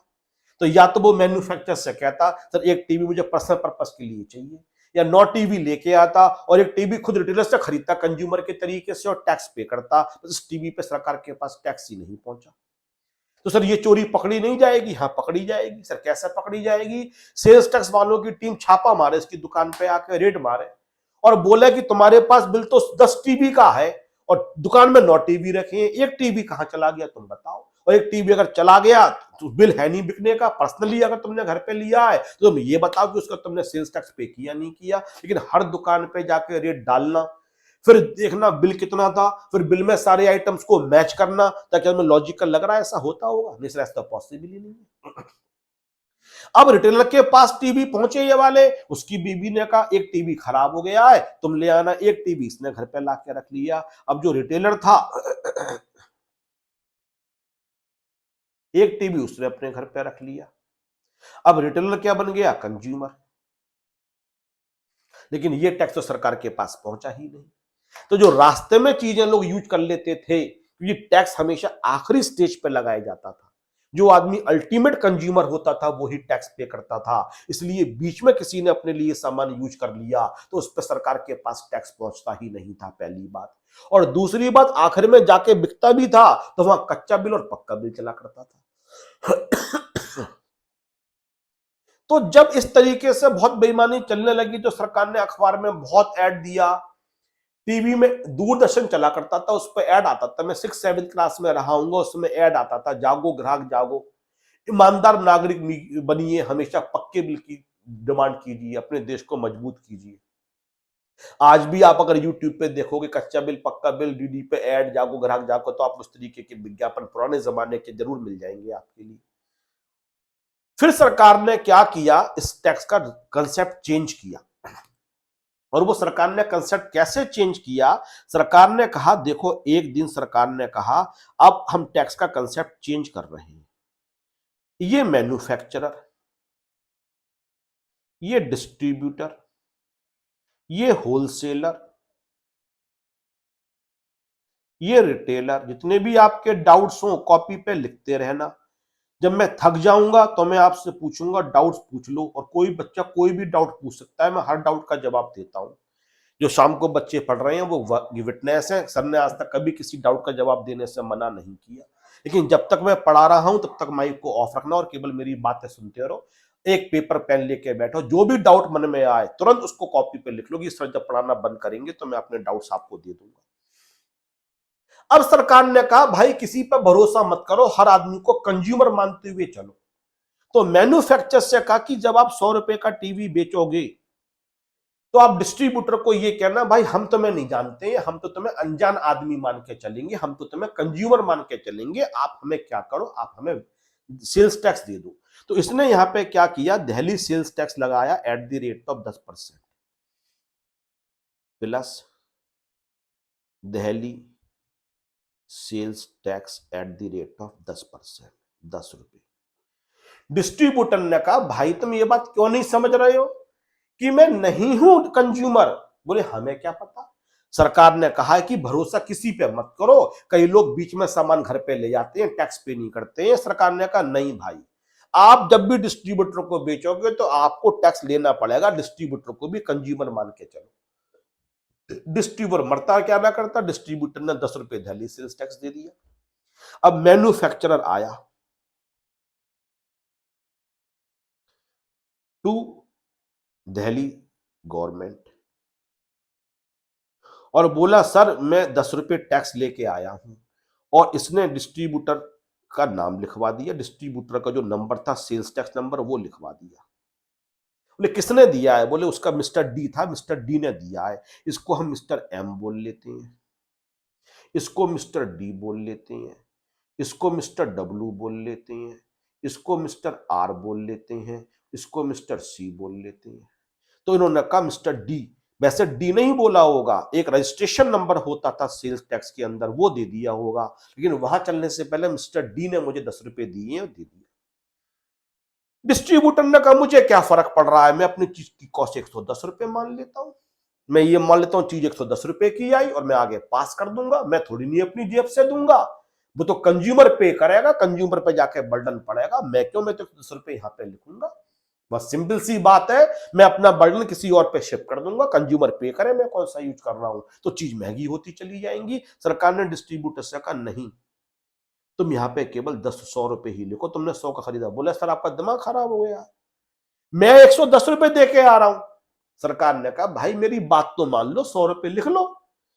डिस्ट्रीब्यूटर ने कहा चलो सरकार आप कह रहे हो, मैं 100 रुपए कॉस्ट प्राइस मान लेता हूं, लेकिन कॉस्टिंग मेरी 110 रुपए है। बोले तुम कितना अपना प्रॉफिट ऐड करते हो? बिल्कुल ऊपर के पैरेलल चलाएंगे। उसने कहा 100% प्रॉफिट ऐड करते हैं, तो उसने कहा ठीक है 100% प्रॉफिट ऐड करो 100 रुपए। बोले अब आपके पास होलसेलर आएगा तो उसको अनजान आदमी मानना और उससे कहना कि हम तुमसे दिल्ली सेल्स टैक्स लेंगे DST eight the rate of 10%, 20 रुपए। अब इसके पास होलसेलर आया, बोला यार तुम्हारा दिमाग खराब हो गया, तुम 20 रुपए चार्ज कर रहे हो, तुम्हें पता नहीं है मैं होलसेलर हूं, मैं यूज नहीं करूंगा, और टैक्स वो पे करता है जो यूज करता है। तो डिस्ट्रीब्यूटर ने कहा, मोदी जी ने कहा किसी पर भरोसा मत करो, क्या पता तुम अपने घर के अंदर ले जाओ, हम तो तुम्हें कंज्यूमर मानेंगे। होलसेलर ने बहुत दुहाई दी लेकिन डिस्ट्रीब्यूटर नहीं माना, बोले नहीं, हमसे तो बोला है कि भाई आप सामने वाले को कंज्यूमर मान के चीज बेचो। होलसेलर मजबूरी में 20 रुपए पे कर देगा।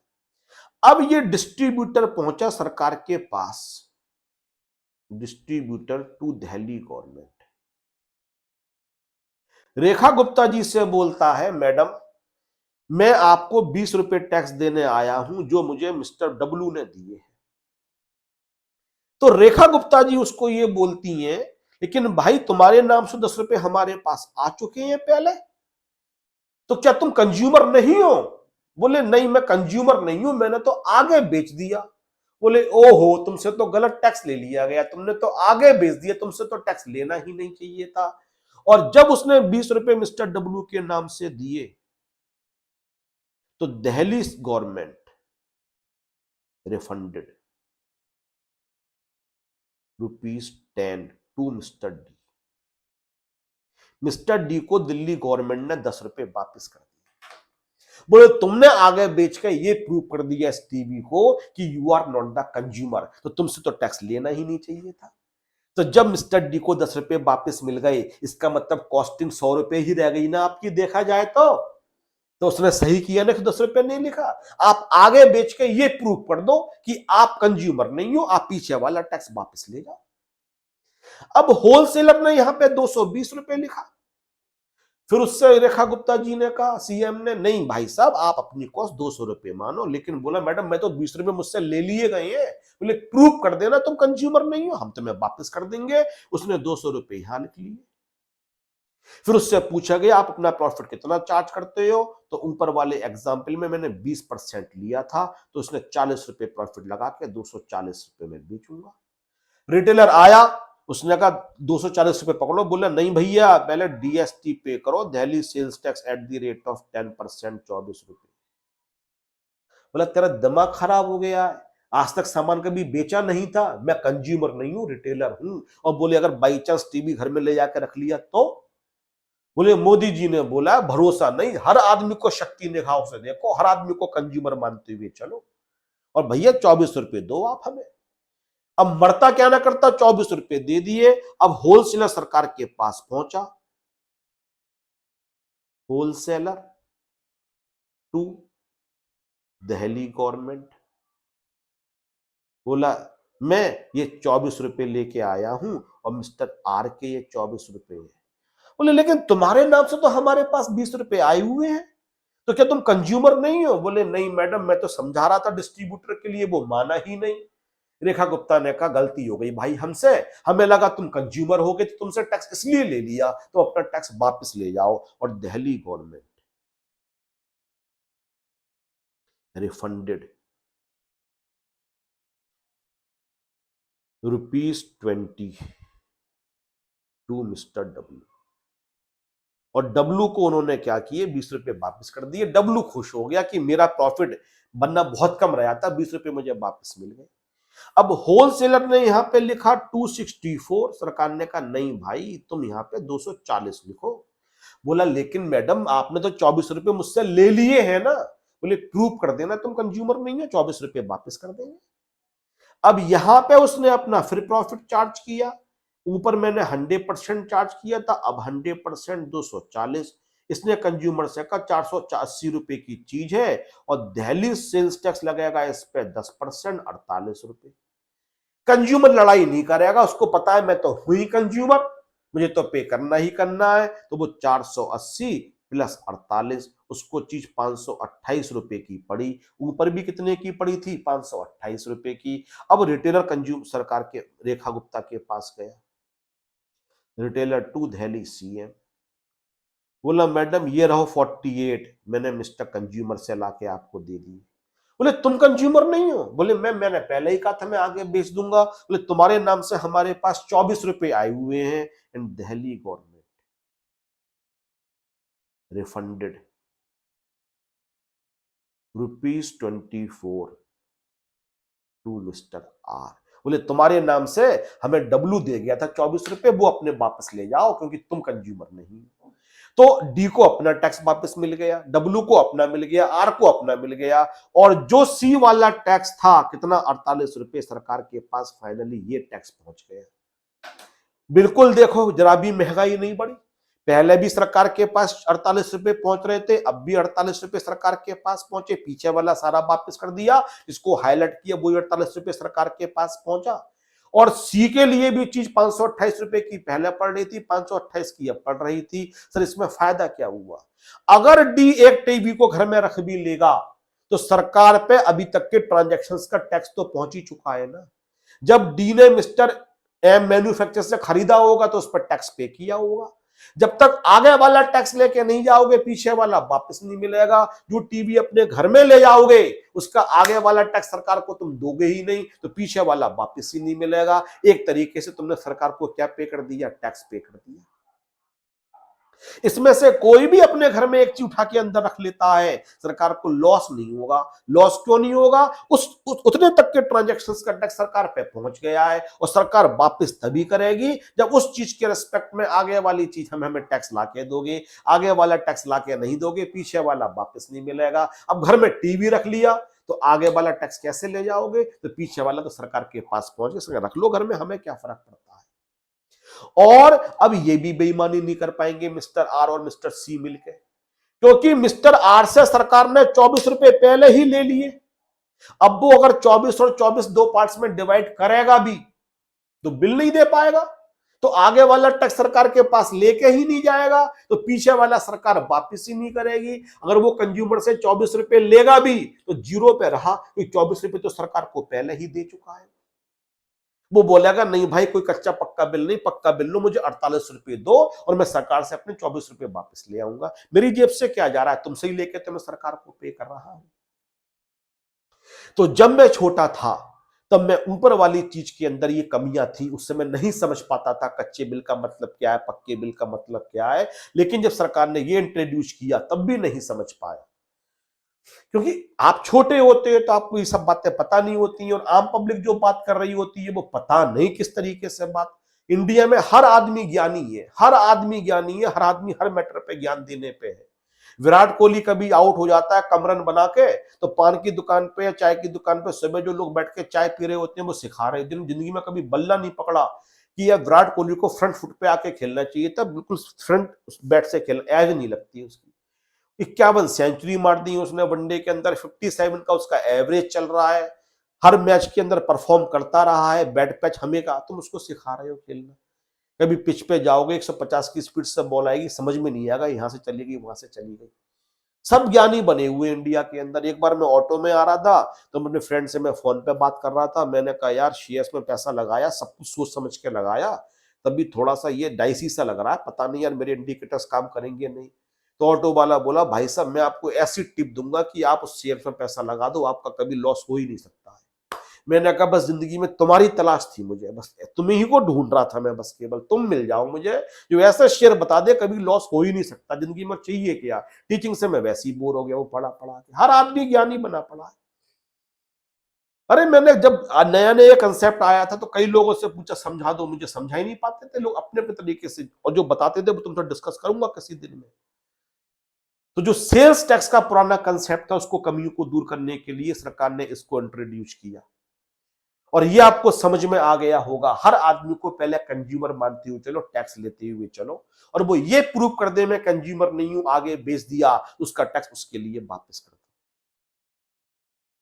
मैं करीब करीब 6:30 से 7:30 सवा घंटे से मैंने किसी से बात नहीं करी है, लगातार मैंने टीच किया है।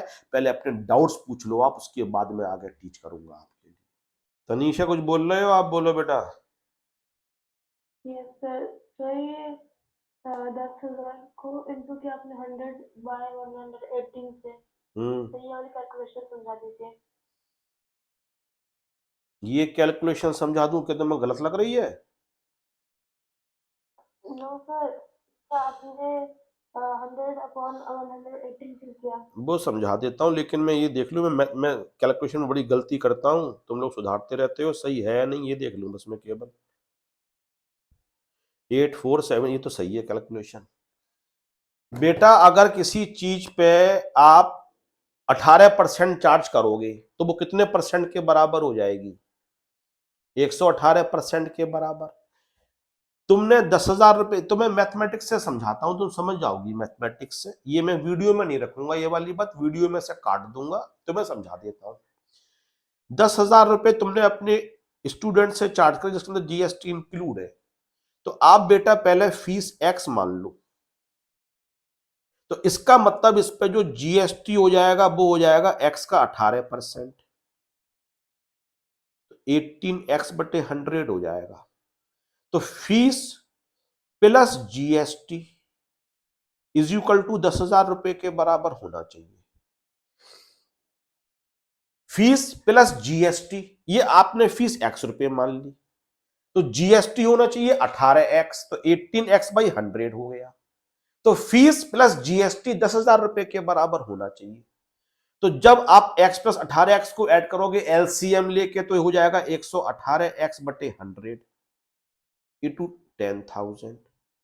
तो जब x की वैल्यू निकालोगे तो हो जाएगा 10,000 इंटू 100/118। देखो यही मैंने लिखा हुआ है। मैं सिंपल तरीके से बेटा समझा देता हूं। जब किसी चीज के अंदर 18%, वो चीज जितनी भी हो, तुम 18% ऐड करोगे तो उसको 100% मान लो। 18% तुमने ऐड कर दिया, तो ऐड करने के बाद वो 118% के बराबर हो जाएगी। तो अगर 118% 10,000 रुपए के बराबर है, तो 100% किसके बराबर होगा? 100/118 के बराबर होगा। मैंने यूनिटरी मेथड लगा दिया। जब 10,000 रुपए के अंदर फीस भी है और जीएसटी भी है, तो फीस अगर 100 रुपए है और जीएसटी 18 होता है, तो 100 प्लस 18 मतलब जीएसटी लगने के बाद परसेंटेज 118 के बराबर होनी चाहिए। तो 10,000 को 118% के बराबर बना दो। तो 100% कैसे निकालोगे? 100/118 करके निकालोगे। अगर ये मैथमेटिक्स समझ में आती तो एक्स वाली कर लो, फीस को एक्स मान लो, तो जीएसटी 18x/100 हो जाएगा, और fees plus GST is equal to 10,000 रुपए होना चाहिए, और एक्स को सॉल्व करोगे तो 8,474 रुपए 57 पैसे निकल के आ जाएगा। चलो आगे चलते हैं बेटा। आधे घंटे और पढ़ो मुझसे, और जो अब मैं पढ़ा रहा हूं बड़ी जबरदस्त चीज है, अगर तुमने समझ ली, मैं तुम्हें फिर कह रहा हूं जीएसटी में तुम्हारे 40 में 35 नंबर तक आ सकते हैं, लेकिन पढ़ने के मूड से पढ़ो। मैं आज मैडम से भी कह रहा था कि मेरा जूम वाला बैच बहुत शानदार चल रहा है, सुबह फाइनल वाला भी और शाम को इवनिंग वाला भी, और मैं कई बच्चों की तारीफ भी कर रहा था, धर्मेश की, गौतम की, निशा की, और भी नाम याद नहीं आ रहे सब बच्चों, प्राची की, कि ये बच्चे बहुत अच्छे आंसर्स भी दे रहे हैं और डाउट्स भी अच्छे अच्छे पूछते हैं और मेहनत भी कर रहे हैं सब बच्चे। फेस टू फेस में क्या हो रहा है, बच्चे बातें बहुत कर रहे हैं इस समय, बहुत बात, क्लास को चलाने नहीं दे रहे हैं फेस टू फेस में जो बच्चे बैठे हुए हैं। मेरा कोई लॉस ही नहीं है, मेरा क्या लॉस है, जो जैसा पढ़ेगा मैं वैसे पढ़ाऊंगा, जो पढ़ने की नीयत से बैठेगा उसको दिल खोल के पढ़ाऊंगा, जिसको नहीं पढ़ना है तुम डाल डाल हम पात पात। तो फेस टू फेस के अंदर बच्चे बहुत शरारत कर रहे हैं, हद से ज्यादा। जो मेरा 12 साढ़े 12 बजे वाला बैच, उसमें बच्चे पढ़ाने ही नहीं दे रहे हैं मुझे। मैडम से आज कह रहा है मैं चाहूँ 2 मिनट में इनको ठीक कर दूं, 2 मिनट लगेंगे बस। आप जानते हो, गौतम भी जानता है मेरी नेचर, पहले गौतम पढ़ा हुआ है कि 2 मिनट मुझे लगेंगे ठीक करने में। मैडम कहती है बच्चों को डांटा मत करो, सही है, फिर जैसे चल रहा है वैसे चलने दो बच्चों के लिए। आप मजाक करो, आपसे ज्यादा मजाक हम करेंगे, लेकिन अगर समझना है, पढ़ना है, तो देखो किस तरीके से मैं आपको चीजें समझा रहा हूँ, पढ़ा रहा हूँ। समझने की कोशिश करो इस चीज के लिए। आगे चलते हैं बेटा, अब ध्यान से सुनो इस चीज के लिए बेटा। जब मैंने आपको ये बोला कि मिस्टर डी सरकार के पास 20 रुपए लेके पहुंचा और सरकार ने 10 रुपए डी को वापस कर दिए, इस पे कंसंट्रेट करो, इस पे कंसंट्रेट करो। डी बोला कि मैंने डब्ल्यू से लेके आया हूं 20 रुपए और जो मैंने पीछे 10 रुपए दिए थे वो मुझे आप वापस कर दो। सरकार ने 20 रुपए ले लिए और 10 रुपए उसके लिए वापस कर दिए। क्या हम इस बात को इस तरीके से बोल सकते हैं, क्या हम इस बात को इस तरीके से बोल सकते हैं कि डी ये भी कर सकता था, डी डी ये भी कर सकता था, डी ये भी कर सकता था। कहता 20 रुपए में जो मैंने 10 रुपए रखे हैं वो मैं अपनी जेब में पहले ही रख लेता हूं और मैं सरकार को 10 रुपए पे कर देता हूं। डी सरकार के पास 20 रुपए लेके पहुंचा और सरकार ने कहा कि भाई तुम्हारे 10 रुपए आए हुए हैं वो तुम वापस ले जाओ। उसने सरकार को 20 रुपए दिए और सरकार ने 10 रुपए रिफंड दिए, बिल्कुल जस्टिफाइड। लेकिन इसका एक शॉर्टकट मैं आपको बता रहा हूं। मुझे धर्मेश के लिए देने हैं 20 रुपए और धर्मेश से मुझे 10 रुपए लेने हैं। एक तरीका तो ये हो सकता है कि मैंने धर्मेश भाई साहब को 20 रुपए दिए और धर्मेश ने मुझे 10 रुपए दे दिए, या एक मैं ये भी तो कह सकता हूं धर्मेश देखो मुझे तुमसे 10 रुपए लेने हैं और 20 रुपए देने हैं, 20 में से मैं 10 रोक लेता हूं और तुम मुझसे केवल 10 ले लो। ये क्या तुम्हें इजी नहीं लग रहा है? हाँ सर, ऐसा ही होता है प्रैक्टिकल लाइफ में, तो प्रैक्टिकली बात कर लेते हैं ना एक बार। डी सरकार से ये कहता है कि मैंने आपके पास 10 रुपए जमा कर रखे थे क्योंकि आपको उस समय लगा मैं कंज्यूमर हूं, अब मैं कंज्यूमर नहीं हूं, मैं आपके पास 20 रुपए लेके आया और 10 रुपए आप मुझे वापस करोगे, तो एक काम मैं घर पे ही कर लूं। सरकार कहती क्या, मैं 20 में से 10 अपने पास पहले ही रोक लेता हूं और मैं आपको केवल 10 रुपए पे कर देता हूं। सरकार ने कहा यह भी बात ठीक है, तुम 20 में से 10 रोक लो और हमें 10 पे कर दो। फिर डब्ल्यू सरकार के पास जाता है, कहता है देखो सर मैं आपके पास 24 रुपए लेके आया और आप मुझे 20 रुपए वापस करोगे पिछले वाले, तो क्या मैं ये काम अपने घर पे कर सकता हूं कि मैं 24 में से 20 रुपए माइनस कर लेता हूं और मैं केवल आपको 4 रुपए पे कर देता हूं, 4 रुपए मुझसे ले लो। सरकार ने कहा यह भी तरीका ठीक है, ये ज्यादा अच्छा तरीका है, ऐसा कर लो। फिर मिस्टर आर सरकार के पास जाता है और आर सरकार से जाके बोलता है मैं आपको 24 रुपए दूंगा, 48 रुपए दूंगा और आप मुझे 24 रुपए वापस करोगे मेरे पिछले वाले। देखो मैं 48 लेके आया और आपने मुझे 24 रुपए रिफंड करे, तो मैं घर पे क्या करता हूं, 48 रुपए में जो मुझे 24 वापस मिलने हैं पहले ही रोक लेता हूं और मैं आपको केवल 24 रुपए पे कर देता हूं। तो एम ने कितना पे किया, 10 रुपए। डिस्ट्रीब्यूटर ने कितना पे किया, 10 रुपए। होलसेलर ने कितना पे किया, 4 रुपए। रिटेलर ने कितना पे किया, 24 रुपए। इन सबका टोटल देखो, 10 प्लस 10 प्लस 4 प्लस 24 और अभी भी किसके बराबर है, 48 रुपए के बराबर। सरकार पे पहुंचने ही 48 है, बस मैथमेटिक्स करने का तरीका चेंज हो गया। ये मैं आपको समझाना चाहता हूं, प्लीज इस बात को आप लोग समझ लो, तो मैं जीएसटी आपके लिए डैम इजी बना दूंगा, जबरदस्त। आईटीसी जो टॉपिक होता है इनपुट टैक्स क्रेडिट, आगे वाले में से पीछे वाला टैक्स माइनस करना, मैंने इस टॉपिक पे मास्टरी करी हुई है इंटर और फाइनल लेवल पे। मेरा बहुत जल्दी फाइनल का बैच शुरू होने वाला है, शुरू हो चुका होता। जितने बच्चे फाइनल में पहुंचे सब मुझसे आईडीटी पढ़ना चाहते हैं, लेकिन मैंने कहा कि बेटा बहुत बर्डन है, सोचो मैं भी 5:30 बजे रैंकर से आया, 4 बजे तक मैंने पौने 4 तक इन बच्चों को पढ़ाया, फिर मैं 5 साढ़े 5 तक घर पे आया, थोड़ा पीना खाया, आपको पढ़ाने बैठ गया, 8:30 पौने 9 तक मैं आपको पढ़ाऊंगा। अभी टाइम ही नहीं मिल रहा है जरा भी। लेकिन जैसे ही उनका बैच खत्म होगा सुबह वाला, मैं IGST शुरू करूंगा। और ITC, जी ITC चल रहा है, आगे वाले टैक्स में से पीछे वाला टैक्स माइनस करना, इनपुट टैक्स क्रेडिट बोलते हैं, बाद में डीप में चलेंगे। तो मैन्युफैक्चर सरकार को 10 रुपए दे के आता है, डिस्ट्रीब्यूटर जाता है, वो कहता है 20 रुपए लो, और सरकार 10 रुपए वापस कर देती है। तो दीने का सर ये तमाशा क्यों करें कि पहले मैं आपको 20 रुपए दूं, फिर आप मुझे 10 रुपए दो। ऐसा करता हूं मैं 20 में 10 रुपए अपनी जेब में रहने, 10 रुपए मैं आपको पे कर देता हूं। फिर डब्लू बोलता है कि मैं आपको 24 रुपए दूंगा और आप मुझे 20 रुपए वापस करोगे। तमाशा क्यों करूं, मैं 24 में से 20 रुपए अपनी जेब में पहले ही रख लेता हूं, कुछ 4 रुपए पे कर देता हूं। फिर रिटेलर बोलेगा कि सर ऐसा मैं आपको 48 रुपए दूंगा और आप मुझे 24 रुपए वापस करोगे। ऐसा तमाशा क्यों करना, 48 में मैं 24 रुपए अपने पास रख लेता हूं, मैं 24 रुपए आपको पे कर देता हूं। अब सरकार को मैन्युफैक्चरर ने 10 रुपए दिए, डिस्ट्रीब्यूटर ने 10 रुपए दिए, होलसेलर ने 4 रुपए दिए, रिटेलर ने 24 रुपए दिए। देखो अब भी सरकार के पास 48 रुपए पहुंचा। 10 + 10 20 + 4 24 और 24 और 24 48। कैसे भी नाक पकड़ के देख लो, आपको 48 रुपए सरकार को टैक्स मिलना है। ऊपर वाला तरीका इजी ज्यादा है, बच्चों को सीधे सीधे समझ में आ रहा है, पीछे वाला वापस मिल रहा है, आगे वाला टैक्स सरकार दे रही है, तो कंज्यूमर वाला सरकार के पास पूरा पहुंच रहा है। ये मैथमेटिकली इजी करने का तरीका हो गया। आपको 20 24 देने हैं और 20 वापस लेने हैं, तो सामने वालों को 4 पकड़ा दो बस। केवल आप एक तरीके से 24 देके 20 वापस ले लिए, तब भी तो सरकार के पास 48 रुपए ही पहुंचेगा। ये सिस्टम चलता है। हर आदमी आगे वाले टैक्स में से पीछे वाला टैक्स माइनस कर लेता है, जो डिफरेंस होता है वो सरकार को पे कर लेता है। तो डी क्या करेगा, डी ने डब्ल्यू से कितना टैक्स लिया, 20 रुपए, और पीछे कितना दिया था, 10, तो 20 में से 10 माइनस करेगा, सरकार को 10 रुपए दे देगा। डब्ल्यू ने कितना चार्ज किया था, 24 रुपए, पीछे कितना दिया था, 20 रुपए, तो 24 में से 10 रुपए वो माइनस करेगा और सरकार को कितना पे कर देगा, 4 रुपए पे कर देगा। रिटेलर भी यही करेगा, उसने कंज्यूमर से 48 रुपए चार्ज किया, पीछे 24 रुपए दिया था, 48 में से 24 रुपए माइनस करेगा, सरकार को 24 रुपए दे देगा।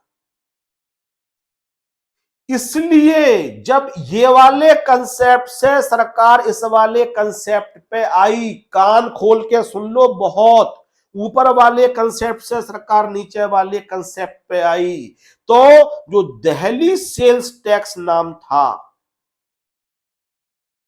इसमें सेल्स टैक्स को बोल दिया गया वैट, वैल्यू एडेड टैक्स, और नाम बन गया दिल्ली वैट। और वैट का मतलब होता है वैल्यू एडेड टैक्स, है सेल्स टैक्स, लेकिन इसको प्यार से पुकारने लगे वैल्यू एडेड टैक्स। लोग पूछने लगे सर वैल्यू एडेड टैक्स क्यों बोल रहे हो, तो उसका एक बहुत प्यारा रीजन है, और घर पे जाके सोचना। मैं नेक्स्ट क्लास में कुछ नया नहीं पढ़ाऊंगा, इसी को दोबारा से डिस्कस करूंगा, क्योंकि मेरा सालों का अनुभव है। दूसरी क्लास में ये चीज खटाक सीना समझ में आती है, सर ने क्या बोली है, क्योंकि हमें 24 घंटे में सोचने का टाइम मिल जाता है। मेरे एक फ्रेंड ने कार खरीदी, उसने कहा मुझे कार चलाना सीखनी है, तो मैंने कहा देखो यार, तुम नई कार कहीं मार दोगे, तुम्हें बड़ी तकलीफ होगी, दर्द होगा सीने में, यार मेरी 10 लाख रुपए की कार, तो किसी ड्राइविंग स्कूल वाले से सीख लो तुम। और मैंने कहा वो 7 या 8 दिन सिखाएंगे, 10 दिन आधे आधे घंटे सिखाएंगे, आप सीख जाओगे। 15 दिन सिखाएंगे, बोले आप 15 दिन सिखाएंगे आधे आधे घंटे, तो 7.5 घंटे में गाड़ी सिखाई जाती है। मैंने कहा हाँ, तो बोले मैं इकट्ठा 2-2 घंटे करके 3 दिन में सीख लेता हूं। मैंने कि नहीं सीख पाओगे 4 दिन के अंदर। बोले क्यों, मैंने आधे घंटे के बाद तुम्हारे दिमाग में चीज आना बंद हो जाएंगी, तुम इतने पजल हो जाओगे, कभी तुम क्लच की जगह ब्रेक दबा रहे होगे, ब्रेक की जगह तुम एक्सीलरेटर दबा रहे होगे, कभी गियर उल्टा सीधा, आधे घंटे के बाद तुम्हारा दिमाग एडजस्ट कर जाएगा। लेकिन पहले आधे घंटे में तुम्हें लगेगा हम कुछ सीख के नहीं गए, बट अगले दिन तुम जब सीखने के लिए आओगे तो आधा घंटा तुम्हारा कैरी हो रहा होगा, कि तुमने अच्छे माइंड से सीखा था, और वो चीज तुम्हें अब आगे की तरफ ले जाने की कोशिश करेगी। उसने पहले दिन मेरी बात नहीं मानी, 2 घंटे गाड़ी चलाई, रात को फोन आया, सर आप बिल्कुल ठीक कह रहे थे। काफी छोटा है मुझसे मेरा फ्रेंड, तो वो सर कहता है मुझसे, तो कहता सर आप बिल्कुल ठीक कह रहे थे, बहुत गलत कंसेप्ट था 2 घंटे गाड़ी चलाना। तो मेरा भी यही कंसेप्ट है। वेट में पहली क्लास में बच्चों को 1% कुछ दिमाग में फांस रह जाती है, नेक्स्ट डे निकल जाती है। वैल्यू एडिड टैक्स क्यों कह रहे हैं, समझने की कोशिश करो। मैन्युफैक्चरर ने एक चीज 0 से 100 रुपए की बनाई, तो कितनी वैल्यू ऐड कर दी, 100 रुपए उस चीज के अंदर। तो 100 रुपए का 10%, 10 रुपए टैक्स पे कर दिया। अब 10 रुपए की चीज में 100 रुपए ऐड करके वो 200 की बेच रहा है, तो डिस्ट्रीब्यूटर ने कितनी वैल्यू और ऐड कर दी? 100 रुपए वैल्यू और ऐड कर दी। तो 100 रुपए का 10%, देखो 10 रुपए टैक्स पे किया डिस्ट्रीब्यूटर ने। अब 200 रुपए की चीज में होलसेलर ने कितनी वैल्यू ऐड करी? 40 रुपए वैल्यू ऐड करी, और 40 रुपए का 10%, देखो 4 रुपए टैक्स पे किया होलसेलर ने। रिटेलर कितने की लेके आया? 240 की। उसने कितनी वैल्यू ऐड करी? 240 रुपए। तो 240 का 24 रुपए, तो सरकार को 24 रुपए टैक्स पे किया। इसलिए वैल्यू एडेड टैक्स, जो जितनी वैल्यू ऐड करेगा उतना टैक्स सरकार को पे करेगा। क्यों?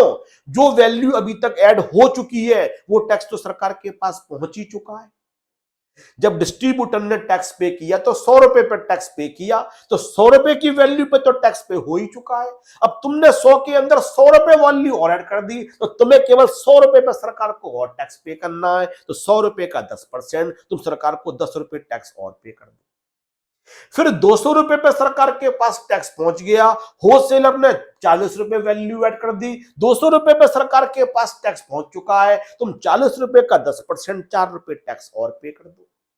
रिटेलर का सरकार बोल रही है कि 240 का टैक्स हमारे पास आ चुका है, तुमने 240 रुपए वैल्यू और ऐड कर दी इसके अंदर, तुम 240 रुपए का 10% टैक्स पे कर दो, तुम 24 रुपए टैक्स पे कर दो।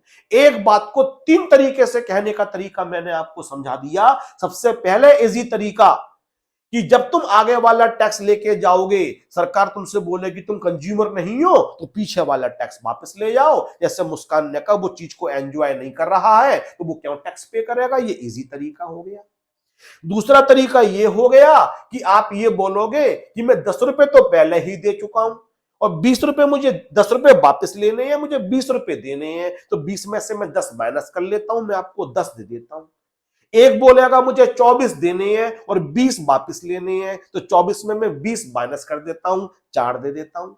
रिटेलर बोलेगा मुझे 48 रुपए आपको देने हैं और आपसे 24 वापस लेने हैं, तो मैं आपको 24 दे देता हूं। एक ही बात को 2 तरीके से कहने का तरीका है। और तीसरा तरीका क्या है कि आप जितनी वैल्यू ऐड करोगे उस पर टैक्स सरकार को पे कर दो। आपने 100 रुपए की चीज बनाई, मैन्युफैक्चरर ने 100 रुपए का 10%, 10 रुपए भले अपनी जेब से पे नहीं किया, आगे से लेके दिया, लेकिन वो सरकार को 100 रुपए पे टैक्स पे कर रहा है। डिस्ट्रीब्यूटर ने उसमें 100 रुपए और ऐड कर दिए, तो 100 रुपए का 10%, देखो 100 रुपए का 10% सरकार को पे कर दिया गया।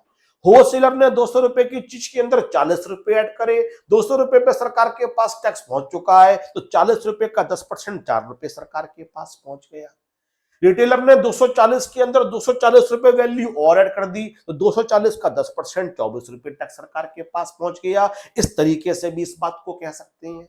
लेकिन इस तरीके से कहने से, जो कि थोड़ा कठिन तरीका है, लेकिन इससे यह बात प्रूव हो जाती है कि हम सेल्स टैक्स को पुराने जमाने में वैल्यू एडेड टैक्स क्यों कहा करते थे। जितनी वैल्यू ऐड करोगे उतने टैक्स की लायबिलिटी आपके ऊपर फॉल कर जाएगी। क्यों? उससे पहले का टैक्स तो सरकार के पास पहुंच चुका होगा, जो वैल्यू तुमने ऐड करी होगी उसका टैक्स सरकार को तुम पे करने के लिए लायबल हो जाओगे। तीनों बात कहने के तरीके हैं, किसी भी तरीके से कह दो। I love you, you are loved by me. Active और पैसिव क्या डिफरेंस है? दोनों आपको किसी इमोशन नहीं आ रहे, you are loved by me में, वो अलग बात है, इमोशन की बात है। लेकिन अदरवाइज देखा जाए इंग्लिश ग्रामर के हिसाब से दोनों बातें कहने का तरीका एक ही है। एक में आप एक्टिवली बोल रहे हो, एक में आप पैसिवली बोल रहे हो। इस बात को किसी और तरीके से भी बोल सकते हो सकता कोई और लंबा सेंटेंस बन जाए, मुझे तो इतनी इंग्लिश आती है। I love you, I am teaching you, you are taught by me. दोनों का एक ही मतलब है, किसी भी तरीके से समझ लो। मैं आपको पढ़ा रहा हूं, यू आर टॉट बाई मी, और आप मुझसे पढ़े हो, एक ही बात है। एक एक्टिव, एक पैसिव। एक बात को 3 तरीके से मैं कह रहा हूं, जो तरीका आपको अच्छा लगता है उस तरीके से समझने की कोशिश कर लो। लेकिन सबसे अच्छा तरीका बीच वाला तरीका है। बीच वाला तरीका अच्छा है कि मुझे आपके लिए देने हैं 20 रुपए और आपसे 10 रुपए वापस लेने हैं, तो 20 में से मैं 10 माइनस कर लेता हूं और मैं 10 आपको पे कर दूंगा।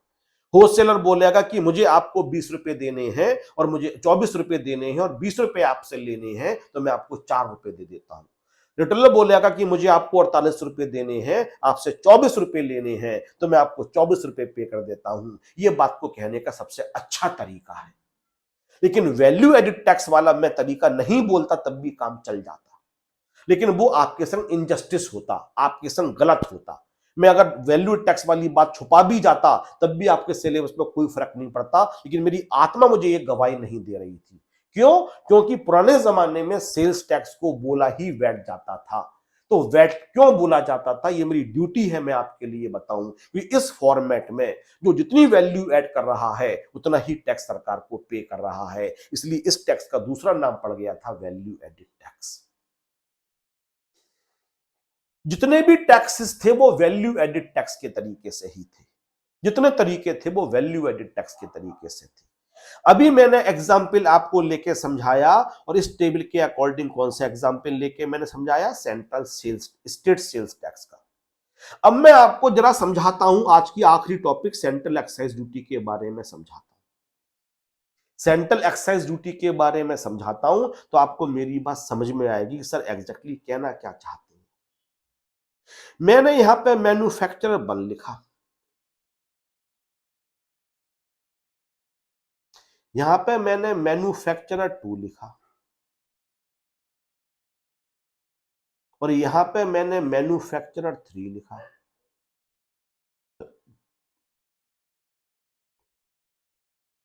अब मेरी बातों को ध्यान से सुनना जो मैं पढ़ाने की कोशिश कर रहा हूं। यहां पे लिखा मैन्युफैक्चरर 1, यहां पे मैन्युफैक्चरर 2, यहां पे मैन्युफैक्चरर 3, और मैंने यहां पे 3 मैन्युफैक्चर इस तरीके से लिख दिया आपके लिए। ठीक है सर, आप पढ़ाइए क्या है। अब इसने सपोज करते हैं 100 रुपए की चीज बनाई, अब इस सेल्स टैक्स भूल जाना अभी। अब इसके अंदर ये सेंट्रल एक्साइज ड्यूटी चार्ज करेगा,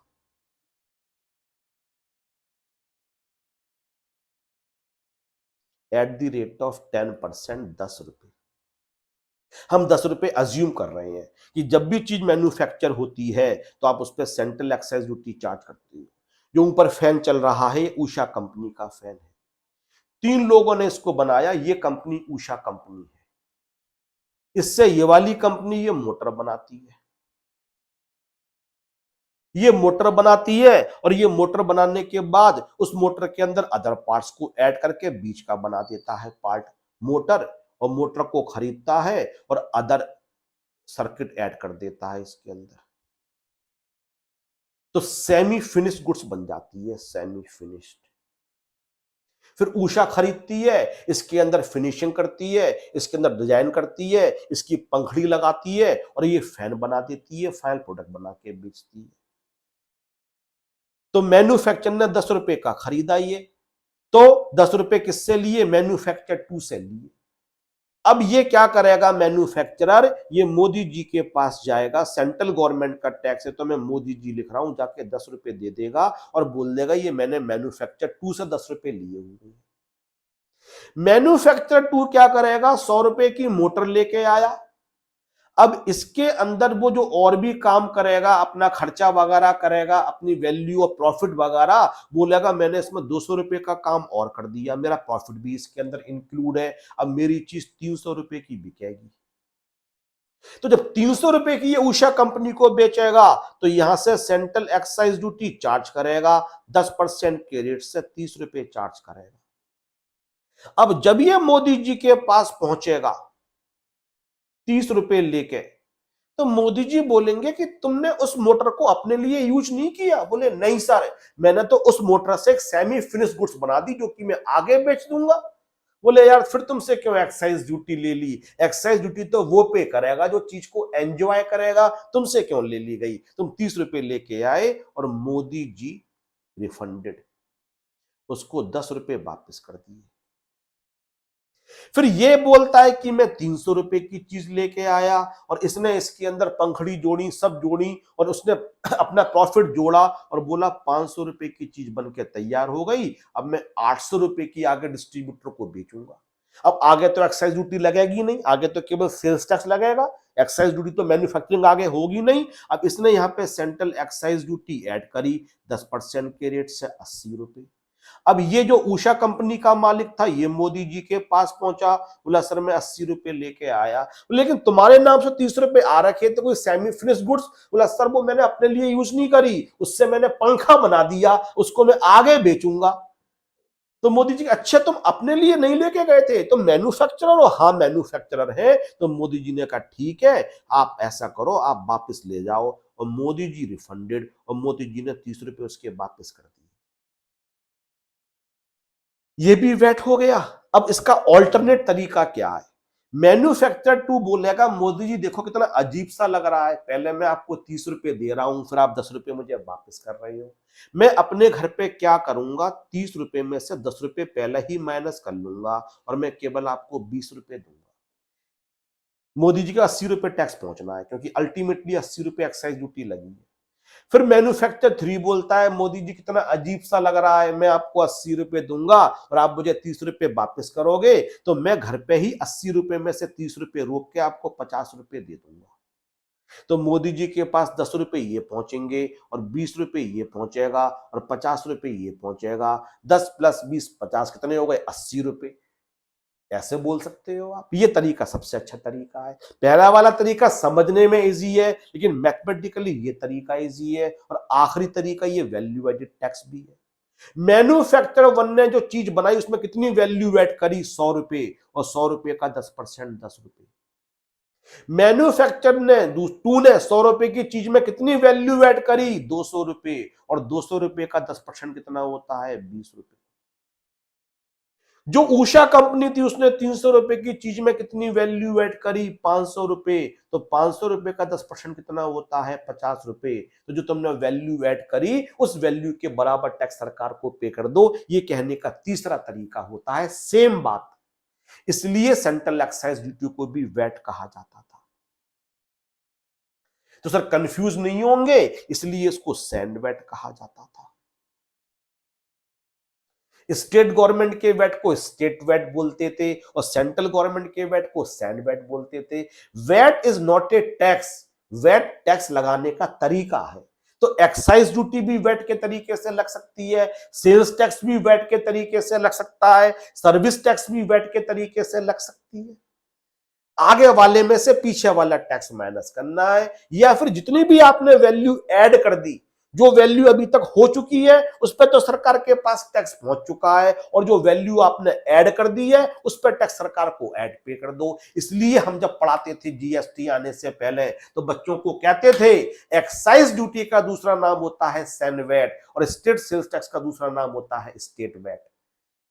आप एक्साइज ड्यूटी को सैंड वैट बोलते थे। सर सर्विस टैक्स को भी हम सैंड वैट बोलते थे। आपने एक सर्विस ली, उसकी हेल्प से आपने दूसरी सर्विस प्रोवाइड करी, उसने उस हेल्प से आगे सर्विस प्रोवाइड करी।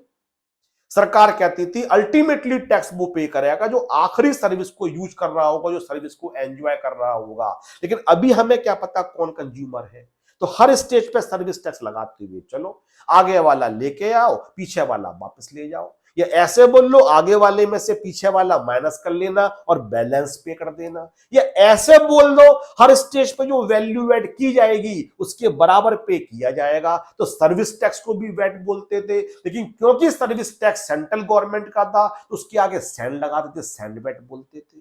तो सेंट्रल गवर्नमेंट का हर टैक्स क्या बन गया? सैंड वैट बन गया, और स्टेट गवर्नमेंट का हर टैक्स क्या बन गया? स्टेट वैट बन गया।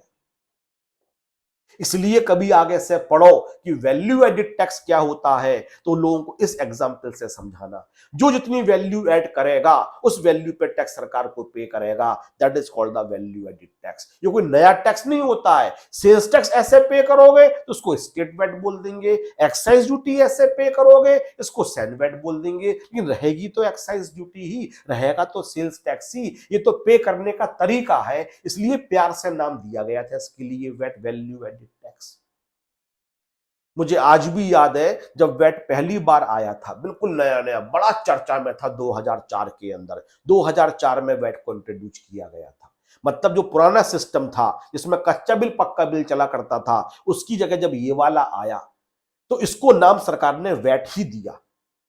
ये वैट ही है।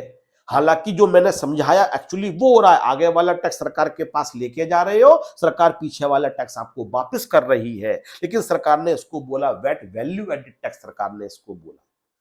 तो सुबह सुबह की बात है, 7-8 बजे मेरे 3-4 फ्रेंड्स खड़े हुए थे, चाय पी रहे थे दुकान पे, स्टूडेंट्स थे उस समय, हम भी खड़े हुए थे। तो मैंने अपने एक फ्रेंड था मेरा, बड़ा लोगों को लेक्चर दे रहा, मैंने पूछा होता क्या है वैट?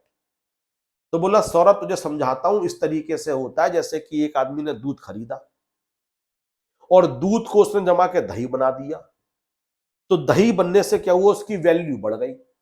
अब वैल्यू ऐड हो गई उसके अंदर वैल्यू ऐड हो गई, तो उस वैल्यू पे टैक्स पे करना पड़ेगा, तो वैल्यू एडेड टैक्स हो गया।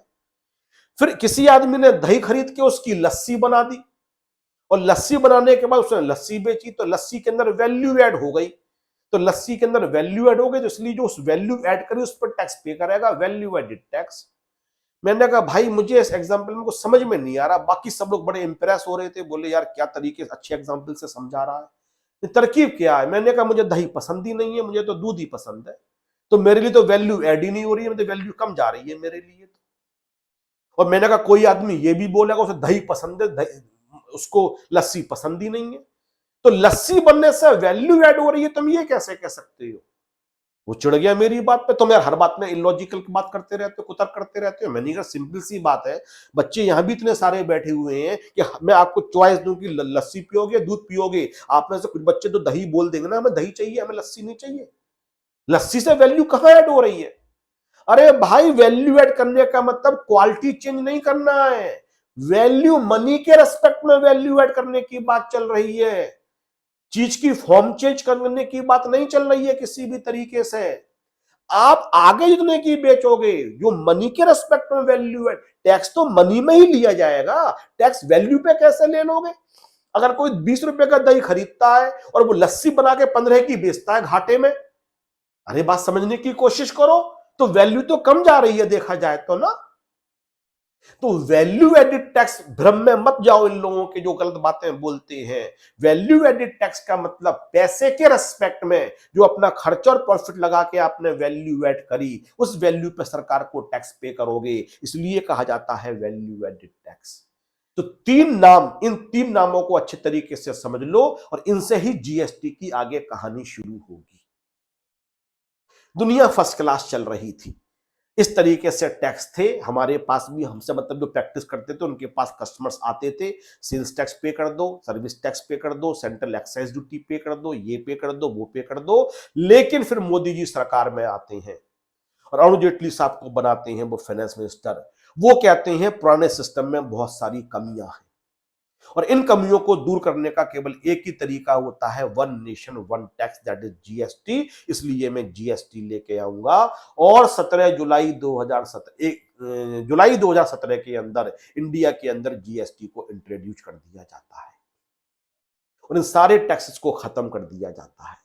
एक्साइज ड्यूटी भी खत्म कर दी जाती है, सेल्स टैक्स भी खत्म कर दिया जाता है, सर्विस टैक्स भी खत्म कर दिया जाता है, बस कस्टम ड्यूटी खत्म नहीं की जाती है और इन सबको मिला के एक टैक्स बना दिया जाता है जिसको कहा जाता है GST, goods and services tax. तो जब सरकार ने यह कहा कि इसके अंदर कमियां थी, हम जीएसटी लेके आएंगे, तो ऑब्वियसली पहली बात सरकार से क्या पूछोगे, कमी बताओ क्या कमी थी।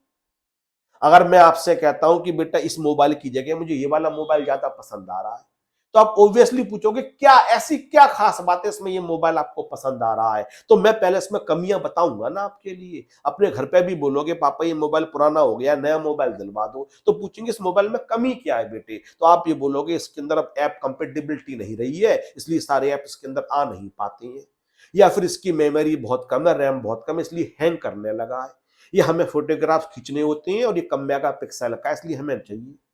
लेकिन आपको नया मोबाइल चाहिए, ये भी 20 मेगापिक्सल का, वो भी मेगापिक्सल का, इसके अंदर जो प्रोसेसर है वही प्रोसेसर उसके अंदर है, इसके अंदर जो आपकी स्क्रीन है वो इसके हमें चाहिए, बस केवल बच्चों वाली बात, पैसे क्यों खर्च कर रहे हो। तो 3 कमियां सरकार ने मुझे गिनाई, 3 कमियां। इन 3 कमियों की वजह से इन टैक्सेस को खत्म करके जीएसटी लाना जरूरी है। उन 3 कमियों को कहा जाता है deficiency in the pre GST era. GST आने से पहले जो सिस्टम टैक्सेस का चल रहा था उसमें ऐसी क्या कमियां थी जिसकी वजह से जीएसटी को लाना जरूरी हो गया। और अभी जो क्वेश्चन पेपर आया था दिसंबर 2024 के अंदर, इसमें 7 नंबर का यही क्वेश्चन आया था। मैं नेक्स्ट क्लास में आपको ओपन करके भी दिखाऊंगा कि जीएसटी आने से पहले जो पुराना सिस्टम था उसमें कौन कौन सी डेफिशिएंसीज थी, उनको डिस्कस करो। 3 कमियां थी, उन 3 कमी को दूर करने के लिए सरकार जीएसटी लेके आई। तो पहले उन 3 कमियों को सीखना पड़ेगा, तब एग्जैक्टली समझ पाओगे जीएसटी ने उन कमियों को कैसे दूर किया। That's it for today. आज के लिए केवल इतना ही बेटा। कल भी 6:30 बजे क्लास होगी, कल भी जीएसटी पढ़ाऊंगा मैं 6:30 बजे। जो बच्चे नए बैठे हुए हैं उनके लिए बता दूं, मंडे टू सैटरडे क्लास होती है। पिछले 2.5 महीने से मैं पढ़ा रहा था डीटी, और डीटी के अंदर मैंने salary, house property, capital gain, PGBP, others courses सब कुछ खत्म कर दिया इस बैच के अंदर। अब मैं इसके अंदर जीएसटी शुरू करूंगा कुछ दिनों के लिए, फिर डेज डिवाइड कर दूंगा, कुछ दिन डीटी चलेगा, कुछ दिन जीएसटी चलेगा, लेकिन कल कम से कम मैं जीएसटी पढ़ाऊंगा। तो जो पुराने बच्चे हैं रेगुलर, वो तो आते ही रहेंगे। जिन्होंने आज पहली बार ज्वाइन किया है और उन्हें अच्छा लगा हो, हम सर शाम को अच्छी तरीके से पढ़े, यू आर मोस्ट वेलकम, तुम भी ज्वाइन कर सकते हो। लिंक सेम रहेगा, लिंक बार बार चेंज होगा नहीं। बस एक ही कंडीशन है, अगर ज्वाइन करोगे तो बीच में छोड़ के नहीं जाओगे, अदरवाइज मैं एंट्री नहीं दूंगा। आप ज्वाइन मत करो, दैट इज वेरी गुड, लेकिन अगर ज्वाइन करोगे तो एंड तक आपको क्लास में बैठना पड़ेगा। कोई डाउट है पूछ लो, अदरवाइज क्लास इज ओवर।